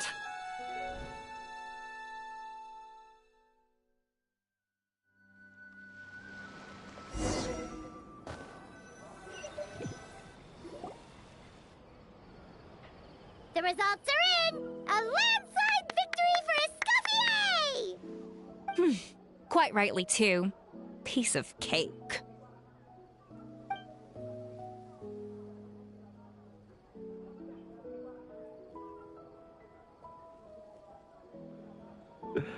Oh yeah, look at that! Savannah looks pretty chipper too, considering she lost.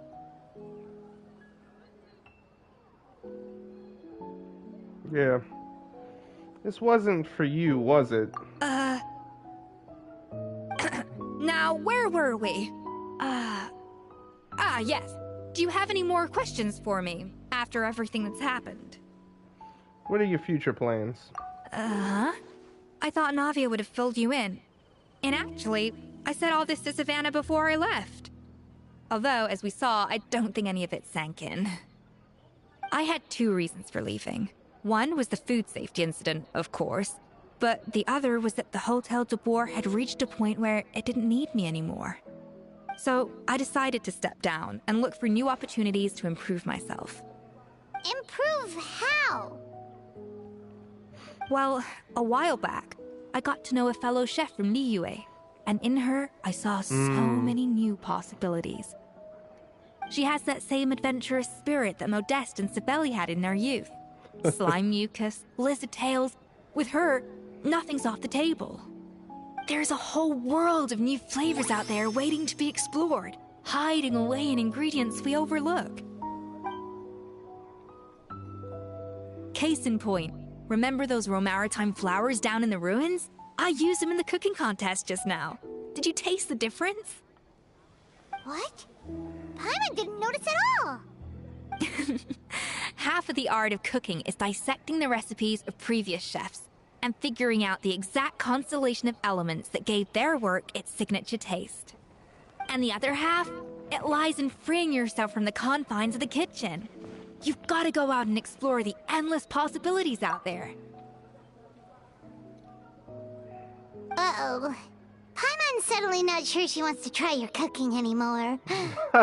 What do you mean? I'm always down to be a taste tester. Don't worry, it's not going to be a free-for-all like in Modeste's time.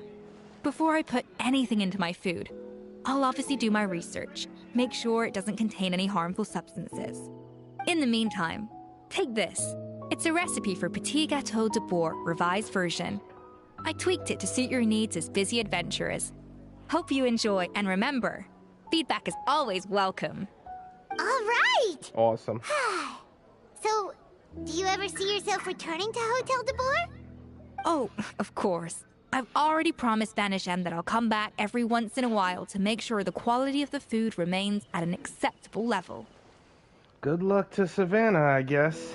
You know, Paimon's still a little disappointed that we never got to see the treasure of Remoria. Surely Monica wouldn't have gotten drawn in so deeply if it wasn't for all the mystery surrounding the original Gâteau de Boer. She practically dedicated her life to finding the lost pieces of Modeste's diary. Then went to all that trouble to infiltrate the Hotel de Boer. And in the end, it was all for nothing. She sold her soul for a dream, then had a rude awakening.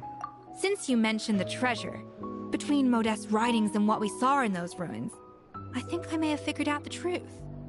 The so-called treasure of Remoria was most likely a substance that the Remorians extracted from Lumitoids, better known to us as Lumiline. Huh? So then, why all the hype back in the early days of Gateau de Bourg? Don't forget, it was a very different era. We could barely even refine sugar back then. So desserts were very much in their infancy. In a world of bland food, it's no wonder that the first thing to really excite people's taste buds took the world by storm. And as for the Lumiline, it may well have been somewhat valuable in ancient times. But these days, it's just another drug from the Fontaine Research Institute. Even if Savelli hadn't destroyed it all, I doubt it would be worth that much these days. So after all that, there was nothing in those ruins but worthless junk. Feels strange to say it, but Paimon almost feels sorry for Monica. She sacrificed it all only to get nothing in return. She got exactly what she deserved. Oh, hey! Huh? Navia? You just got back from that underwater ruin, right? Well, check it out. They ran a special issue. Did you see anything like this down there? Freshly unearthed from the ruins of Remoria. A magnificent jar thought to be over 1,000 years old. Experts say it has immense artistic and historical value. It could be worth an absolute fortune. Wait, isn't that the jar they used to hold the treasure? If only it was still in one piece. Some butterfingers must have dropped it or something. Ugh, it's such a shame. It wasn't dropped, Navi. It's crazy. They got some elements from Emily's quest. Basically like the whole baseline. And we got a recipe. I love that. Basically the baseline of how she set everything up on a very high pedestal. Oh man, we can never make a cake as good as that anymore. No, we're fucked. Yeah, and just to be completely, like she said, elementary to the standards that they have today. But that was her own fault. Do I feel bad? No, I don't. Because she did it to herself. And I want to thank you all for being here and traveling with me again and again. Y'all enjoy the rest of your day, night, afternoon, and I'll see you in the next one.